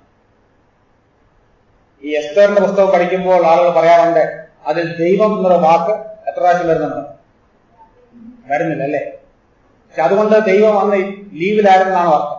ദൈവം അന്ന് വെക്കേഷനിലായിരുന്നല്ലേ എന്നാണോ അർത്ഥം? അത് ഇടക്കാലത്ത് ദൈവം ഇല്ലായിരുന്നു. പക്ഷെ ദൈവം എന്നുള്ള വാക്ക് വന്നില്ലെങ്കിൽ അതിൽ ഓരോ അധ്യായത്തിലും ദൈവത്തിന്റെ കരങ്ങൾ കാണാൻ സാധിക്കും. കണ്ണുള്ളവർക്ക് അത് കാണാൻ സാധിക്കും. ദൈവമാണ് ചരിത്രത്തിന്റെ ഗതിവിഗതികളെ നിർണയിക്കുന്നത്. പലപ്പോഴും പല സംഭവങ്ങളും നമുക്ക് യാദൃച്ഛികമെന്ന് തോന്നും. എന്നാൽ ഓർക്കുക, അതിന്റെയൊക്കെ പിന്നിൽ ദൈവം പ്രവർത്തിക്കുന്നുണ്ട്. ഉദാഹരണമൊന്നും പറയുവാൻ എനിക്ക് നിർവാഹമില്ല. അതുപോലെ നമ്മുടെ ജീവിതത്തിലും റോമർ 8:28 അനുസരിച്ച് നമ്മുടെ ജീവിതത്തിലെ എല്ലാ സംഭവങ്ങളുടെയും പിന്നിൽ ദൈവം പ്രവർത്തിക്കുന്നുണ്ട്. വാസ്തവത്തിൽ ഒരു വിശ്വാസിയെ സംബന്ധിച്ച്, ദൈവത്തെ സ്നേഹിക്കുന്നവരും നിർണയപ്രകാരം വിളിക്കപ്പെട്ടവരുമായ ആളുകളെ സംബന്ധിച്ച് യാതൊന്നും യാദൃച്ഛികമല്ല. Nothing is accidental. All are predetermined incidents. ദൈവത്തിന്റെ മുൻനിർണയപ്രകാരമുള്ള സംഭവങ്ങളാണ് ഓരോ ദിവസവും നടക്കുന്നത്. ഒന്നും യാദൃച്ഛികമല്ല ദൈവ മക്കളെ സംബന്ധിച്ച്. അതുകൊണ്ടാണ് സകലത്തിലും ദൈവം, റോമർ 8:28 ശരിക്കും തർജ്ജമ ചെയ്താൽ എല്ലാം നന്മയ്ക്കെന്നല്ല, എല്ലാറ്റിലും ദൈവം നന്മയ്ക്കായിട്ട് പ്രവർത്തിക്കുന്നു, കൂടി വ്യാപരിക്കുന്നു. നമ്മുടെ ജീവിതത്തിലെ ചെറുതും വലുതുമായ എല്ലാ സംഭവങ്ങളെയും ദൈവം അത് കോർത്തിണക്കി അത് ആത്യന്തികമായ നന്മ ഉളവാക്കുന്നവനാണ്. പക്ഷെ അത് എല്ലാവർക്കും കാണാൻ പറ്റുകയും, യോസഫിനത് കാണാൻ കഴിഞ്ഞല്ലേ? 40-45 നാം വായിക്കുന്നുണ്ട്. യോസഫ് ഈ ഏതാണ്ട് 13 വർഷം ആ ജയിലിൽ കഴിഞ്ഞിട്ട് അവസാനം ഇസ്രായേലിലെ ദേശാധിപതി ആയപ്പോ എന്താ തന്റെ സഹോദരന്മാർ പറയുന്നത്? നിങ്ങളല്ല, പിന്നെ ആരാ? ദൈവമത്രേ നിങ്ങൾക്ക് മുമ്പായി എന്നെ ഇങ്ങോട്ട്. ശരിയാണ്. മാനുഷികമായി നോക്കിയാൽ ആരാ ഇസ്രായേലിലോട്ട് അയച്ചത്? സഹോദരന്മാരാ മിദ്യാനിലേക്ക് വിട്ടതല്ലേ? എന്നാൽ യോസഫ് എന്നാ പറയുന്നത്, നിങ്ങളല്ല, ദൈവമാണ് എന്നെ ഇങ്ങോട്ട് അയച്ചത്. ഇതാണ് ഹൃദയശുദ്ധിയുള്ളവന്റെ കാഴ്ചപ്പാട്. എല്ലാ സംഭവങ്ങളുടെയും പിന്നിൽ ദൈവത്തിന്റെ കരം കാണാൻ സാധിക്കണം. അപ്പൊ നമ്മുടെ ജീവിതത്തെ ദൈവം നിയന്ത്രിക്കുന്നുണ്ട്. അതിനാണ് ഈ ഇംഗ്ലീഷിൽ പ്രൊവിഡൻസ് എന്ന് പറയും, മുൻകരുതൽ. നമ്മുടെ ജീവിതത്തിലെ എല്ലാ സംഭവങ്ങളെയും ദൈവം നിയന്ത്രിച്ച് അതിൽ കൂടെ ദൈവനാമം മഹത്വപ്പെടുത്തുന്നുണ്ട്. എന്നാൽ ആത്മീകർക്ക് മാത്രമേ അത് തിരിച്ചറിയുവാനും ദൈവത്തെ മഹത്വപ്പെടുത്തുവാനും കഴിയുകയുള്ളൂ. മൂന്നാമത്, എങ്ങനെ ദൈവത്തെ കാണാൻ സാധിക്കും? ഇന്ന് നമുക്ക് ദൈവത്തെ കാണാൻ സാധിക്കുന്നത് ദൈവത്തിന്റെ വചനത്തിൽ കൂടെയാണ്. ഈ പ്രകൃതിയിൽ കൂടെ ദൈവത്തെ കാണാം, നമ്മുടെ ജീവിതാനുഭവങ്ങളിൽ കൂടെയും ചരിത്രത്തിൽ കൂടെയും അനുദിനം നടക്കുന്ന സംഭവങ്ങളിൽ കൂടെയും ദൈവത്തിന്റെ കരങ്ങൾ കാണാൻ സാധിക്കും, അല്ലെ ദൈവത്തെ കാണാൻ സാധിക്കും. മൂന്നാമത്, ദൈവവചനത്തിൽ കൂടെയാണ് ഇന്ന് നാം ദൈവത്തെ കാണേണ്ടത്. നാം എന്തിനാണ് ദൈവത്തിന്റെ വചനം വായിക്കുന്നത്? എന്തിനു വേണ്ടിയാ വായിക്കുന്നത്? അതൊക്കെ വായിക്കുന്നവരാ, അതിന്റെ ഉദ്ദേശം കൂടെ അറിയുന്നത്. എന്തിനു വേണ്ടിയാ വായിക്കുന്നത്? വാസ്തവത്തിൽ വായിച്ച് നാം ഒക്കെ ജീവിക്കുന്ന ബൈബിളുകളായിട്ട് മാറണം, അല്ലെ? ലിവിംഗ് ബൈബിൾ എന്ന് പറയുന്ന ഒരു വേർഷൻ, നല്ല പേരാ. കണ്ടിട്ടുണ്ടോ ലിവിംഗ് ബൈബിൾ? ഇല്ല. നിങ്ങളുടെയൊക്കെ ബൈബിൾ അങ്ങനെ ഡെഡ് ബൈബിളാണ്. നല്ല പേര്, ഒരു ട്രാൻസ്ലേഷന്റെ പേരാ ലിവിംഗ് ബൈബിൾ. പക്ഷെ നമ്മുടെ ജീവിതം തന്നെ ലിവിംഗ് ബൈബിളായിട്ട് മാറണം. ദൈവവചനം നമ്മുടെ ഹൃദയത്തിൽ സൂക്ഷിച്ചും അനുസരിച്ചും വീണ്ടും സംഗ്രഹിച്ചും വീണ്ടും അനുസരിച്ചും അങ്ങനെ അനുസരിച്ച് നമ്മുടെ ജീവിതം തന്നെ ജീവനുള്ള ദൈവവചനമായിട്ട് മാറേണ്ടത് ആവശ്യമാണ്. നാം ദൈവത്തിന്റെ വചനം കൂടുതൽ വായിക്കുകയും പഠിക്കുകയും ചെയ്യുമ്പോൾ ദൈവത്തിന്റെ പ്രവർത്തനങ്ങൾ, ദൈവത്തിന്റെ സ്വഭാവം, ദൈവത്തിന്റെ കാര്യപരിപാടി ഇതെല്ലാം മനസ്സിലാക്കുകയാണ്. അങ്ങനെ അതിൽ കൂടെ നാം ദൈവത്തെ കൂടുതൽ രുചിച്ചറിയുകയാണ്. ദൈവത്തെ കാണുക എന്ന് പറഞ്ഞാൽ അർത്ഥമത ദൈവത്തെ അനുഭവിച്ചറിയുകയാണ്, ദൈവത്തെ രുചിച്ചറിയുകയാണ് അനുഭവങ്ങളിൽ കൂടെ. അങ്ങനെയാണ് ഇന്ന് നാം ദൈവത്തെ കാണുന്നത്. എന്നാൽ ഇതൊക്കെ ഇത്രയും ഞാൻ പറഞ്ഞെങ്കിലും ഇനി ഭാവിപരമായ ഒരർത്ഥം കൂടി ഇതിനുണ്ട്. ഹൃദയശുദ്ധിയുള്ളവർ ഒരിക്കൽ ദൈവത്തെ കാണും. എപ്പോഴാണ് ദൈവത്തെ കാണുന്നത്? അതിന് വ്യക്തമായ 2 വാക്യങ്ങളുണ്ട്. 1 യോഹന്നാൻ 3:2, അത് ഇന്നലെ വായിച്ചതാണ്. വെളിപ്പാട് 21:4-5. അത് വളരെ വ്യക്തമായ വാക്യങ്ങളാണ്. നാം ഒരിക്കൽ, അവൻ കുഞ്ഞുങ്ങളെ നാം അവനെ കണ്ടിട്ടില്ല, അവൻ പ്രത്യക്ഷനാകുമ്പോൾ നാം അവനെ താൻ ഇരിക്കുന്നത് പോലെ തന്നെ കാണുന്നതാകൊണ്ട് അവനോട് സദസ്യന്മാരാകും. പക്ഷെ ആരെ കാണുന്ന കാര്യമാണ് 1 യോഹന്നാൻ 3:2 പറയുന്നത്? ആരെ കാണുന്ന കാര്യം? ആരെ കാണാൻ എഴുതിയിരിക്കുന്നത്? ദൈവത്തെ കാണുന്ന കാര്യമാണ് എഴുതിയിരിക്കുന്നത്. അവൻ പ്രത്യക്ഷനാകും. ആര് പ്രത്യക്ഷനാകും? ആരാ പ്രത്യക്ഷനാകുന്നത്? യേശുക്രിസ്തു. യേശുക്രിസ്തുവിനെ നാം കാണാൻ പോകുന്നത്. പല വേദ പണ്ഡിതന്മാരും ചിന്തിക്കുന്നത് നിത്യതയിലും നാം ദൈവത്തെ കാണുകയില്ല, നാം കാണാൻ പോകുന്നത് യേശുക്രിസ്തുവിന്റെ മുഖമാണ്. അത് നമുക്ക് മതി. കർത്താവ് എന്നെ കണ്ടവൻ പിതാവിനെ കണ്ടിരിക്കുന്നു. അപ്പോൾ ഇന്ന് നാം വിശ്വാസത്തിന്റെ കണ്ണുകൾ കൊണ്ട് നമ്മുടെ കർത്താവിന്റെ മുഖം കണ്ട് പ്രത്യാശയോടുകൂടെ ഹൃദയശുദ്ധിയോടുകൂടെ ജീവിക്കുന്നു. എന്നാൽ ഒരിക്കൽ നാം അക്ഷരികമായിട്ട് കർത്താവിനെ കാണും, തീർന്നില്ല. വേറൊരു കാര്യം കൂടെ പറഞ്ഞിട്ടുണ്ട്. അവൻ പ്രത്യക്ഷനാകുമ്പോൾ നാം അവനെ താൻ ഇരിക്കുന്നത് പോലെ തന്നെ കാണുന്നതാകൊണ്ട് എന്താ ബാക്കി? അവനോട് സദൃശന്മാരാകും. അത് വലിയൊരു ഭാഗ്യം. കർത്താവിനെ കാണുക മാത്രമല്ല, നാം എല്ലാവരും ആരായിത്തീരും? കർത്താവിനെ പോലെ ആയിത്തീരും. എത്രയോ വലിയ പ്രത്യാശയാണല്ലേ? ആ ഗ്ലോറിഫൈഡ് ബോഡി, ആ തേജസ്കരിക്കപ്പെട്ട ശരീരം നമുക്കും കിട്ടാൻ പോവുകയാണ്. ഇതിനേക്കാൾ വലിയ എന്ത് അനുഗ്രഹമാണ് എനിക്കും നിങ്ങൾക്കും വേണ്ടത്? അപ്പോൾ ഹൃദയശുദ്ധിയോട് ജീവിക്കുന്നവർക്ക് ഈ ഭൂമിയിലും അനുഗ്രഹമുണ്ട്, നിത്യതയിലുമുണ്ട്. ഈ ഭൂമിയിൽ എല്ലാ നിലവും എവിടെ നോക്കിയാലും അവർക്ക് വിശ്വാസത്തിന്റെ കണ്ണുകൾ കൊണ്ട് ദൈവത്തെ കാണാൻ സാധിക്കും. അത് പ്രകൃതിയിൽ കൂടെയും ലോക സംഭവങ്ങളിൽ കൂടെയും അവരുടെ ജീവിതത്തിലെ തന്നെ അനുഭവങ്ങളിൽ കൂടെയും ദൈവത്തെ കാണാൻ സാധിക്കും. ദൈവവചനത്തിൽ കൂടെയും അവർ ദൈവത്തെ കാണുകയാണ്, അറിയുകയാണ്, അനുഭവിക്കുകയാണ്. എന്നാൽ നിത്യതയിൽ അക്ഷരാർത്ഥത്തിൽ തന്നെ യേശുക്രിസ്തുവിനെ മുഖാമുഖം കാണാൻ പോവുകയാണ്. അതാണ് ഇവിടെ വാഗ്ദാനം ചെയ്തിരിക്കുന്ന വലിയ അനുഗ്രഹം. അങ്ങനെയാണെങ്കിൽ ഇത് ആനന്ദപൂർണതയ്ക്ക് തികച്ചും പര്യാപ്തമാണ്. ഇങ്ങനെയുള്ളവരാണ് ആനന്ദപൂർണ്ണർ. പ്രിയപ്പെട്ടവരെ, പലപ്പോഴും നമ്മുടെ ജീവിതത്തിൽ സന്തോഷമില്ലാതെ പോകുന്നത് ഈ വിധ അനുഗ്രഹങ്ങളെ കുറിച്ച് നാം ഒന്നുകിൽ അറിയുന്നില്ല, അല്ലെങ്കിൽ അറിഞ്ഞാലും അത് ചിന്തിക്കുന്നില്ല, ധ്യാനിക്കുന്നു. എത്രയെത്ര അനുഗ്രഹങ്ങളാണ് ഈ ദിവസങ്ങൾ നാം പഠിച്ചുകൊണ്ടിരിക്കുന്നത്. ഇത് കേട്ട് മറക്കുവാനല്ല, ഈ അനുഗ്രഹങ്ങളുടെ എല്ലാം ഉടമകളായി നാം തീർന്നിരിക്കുകയാണ്. ഒന്ന് ചിന്തിച്ചു നോക്കുക. ഇത്രയധികം അനുഗ്രഹങ്ങൾ നമുക്ക് ലഭിക്കത്തക്കവണ്ണം നാം എന്താ ചെയ്തു? നമ്മുടെ ഭാഗത്തുനിന്ന് എന്തെങ്കിലും ചെയ്തു? നമ്മൾ ചെയ്തത് ഒരേ ഒരു കാര്യം മാത്രമേ. എന്താ ചെയ്തത്? നമ്മൾ കാലാകാലങ്ങളിൽ സുവിശേഷം കേട്ടു, യേശുക്രിസ്തുവിൽ വിശ്വസിച്ചു. അല്ലെങ്കിൽ ഞാൻ നേരത്തെ പറഞ്ഞതുപോലെ നമ്മുടെ ഹൃദയം കർത്താവിന് വേണ്ടി കൊടുത്തു. അങ്ങനെ ഒരു ലളിതമായ കാര്യം മാത്രമേ നാം ചെയ്തിട്ടുള്ളൂ. എന്നാൽ ആ ഒരു ചെറിയ കാര്യത്തിന് അനവധി അനുഗ്രഹങ്ങളാണ് ദൈവത്തിന്റെ വചനം നമുക്ക് വാഗ്ദാനം ചെയ്തിരിക്കുന്നത്. അതുകൊണ്ടാണ് കർത്താവ് പറഞ്ഞത്, ആനന്ദപൂർണതയ്ക്ക് ഇതിനേക്കാൾ ഉപരിയായിട്ട് യാതൊന്നും ആവശ്യമില്ല. ഇത്രയധികം കർത്താവ് നമുക്ക് അനുഗ്രഹങ്ങൾ ഇപ്പോഴുള്ളതും ഭാവിയിലുള്ളതും വാഗ്ദാനം ചെയ്തിട്ടുണ്ടെങ്കിൽ പ്രത്യുപകാരമായി നമുക്ക് എന്താ ചെയ്യാൻ സാധിക്കുന്നത്? ഈ ദൈവത്തെ ആരാധിക്കുക, ഈ ദൈവത്തെ കൂടുതൽ സ്നേഹിക്കുക, ഈ ദൈവത്തെക്കാൾ ഉപരിയായി യാതൊന്നിനെയും ആഗ്രഹിക്കാത്ത, യാതൊന്നിനെയും ആരാധിക്കാത്ത, സ്നേഹിക്കാത്ത ഒരു ശുദ്ധ ഹൃദയത്തിന്റെ ഉടമകളായി നമുക്ക് ജീവിക്കാം. ഇതാണ് ദൈവം നമ്മൾ ഉദ്ദേശിക്കുന്നത്. വരുന്ന ദിവസങ്ങളിൽ ഹൃദയശുദ്ധിയോടെ, പരമാർത്ഥ ഹൃദയത്തോടെ ജീവിക്കാൻ വേണ്ടി ഒരു ദൃഢനിശ്ചയത്തോടെ നമുക്ക് കടന്നു പോകേണ്ടതായിട്ടിരിക്കുന്നു. നമ്മുടെ ജീവിതത്തിൽ പാപങ്ങൾ സംഭവിക്കാം. എന്നാൽ പാപം സംഭവിച്ചാൽ ആ ദാവീദിനെ കുറിച്ച് നാം വായിച്ചതുപോലെ അടുത്ത നിമിഷം തന്നെ അത് ദൈവത്തിന്റെ പരിശുദ്ധാത്മാവ് ബോധ്യമാക്കി തരുമ്പോൾ പാപത്തെ സമ്മതിച്ച്, ഏറ്റുപറഞ്ഞ്, ഉപേക്ഷിച്ച്, ദൈവത്തോട് നിരപ്പ് പ്രാപിച്ച്, ആത്മീയ കൂട്ടായ്മ ബന്ധം പുനഃസ്ഥാപിച്ച് നാം മുന്നോട്ട് പോയാൽ നാം ഹൃദയശുദ്ധിയുള്ളവരാണ്. അങ്ങനെ ജീവിക്കാൻ ദൈവത്തിന്റെ പരിശുദ്ധാത്മാവ് നമ്മയെല്ലാം സഹായിക്കട്ടെ എന്ന് പ്രാർത്ഥിച്ചുകൊണ്ട് ഞാൻ എന്റെ വാക്കുകളെ ഉപസംഹരിക്കുന്നു.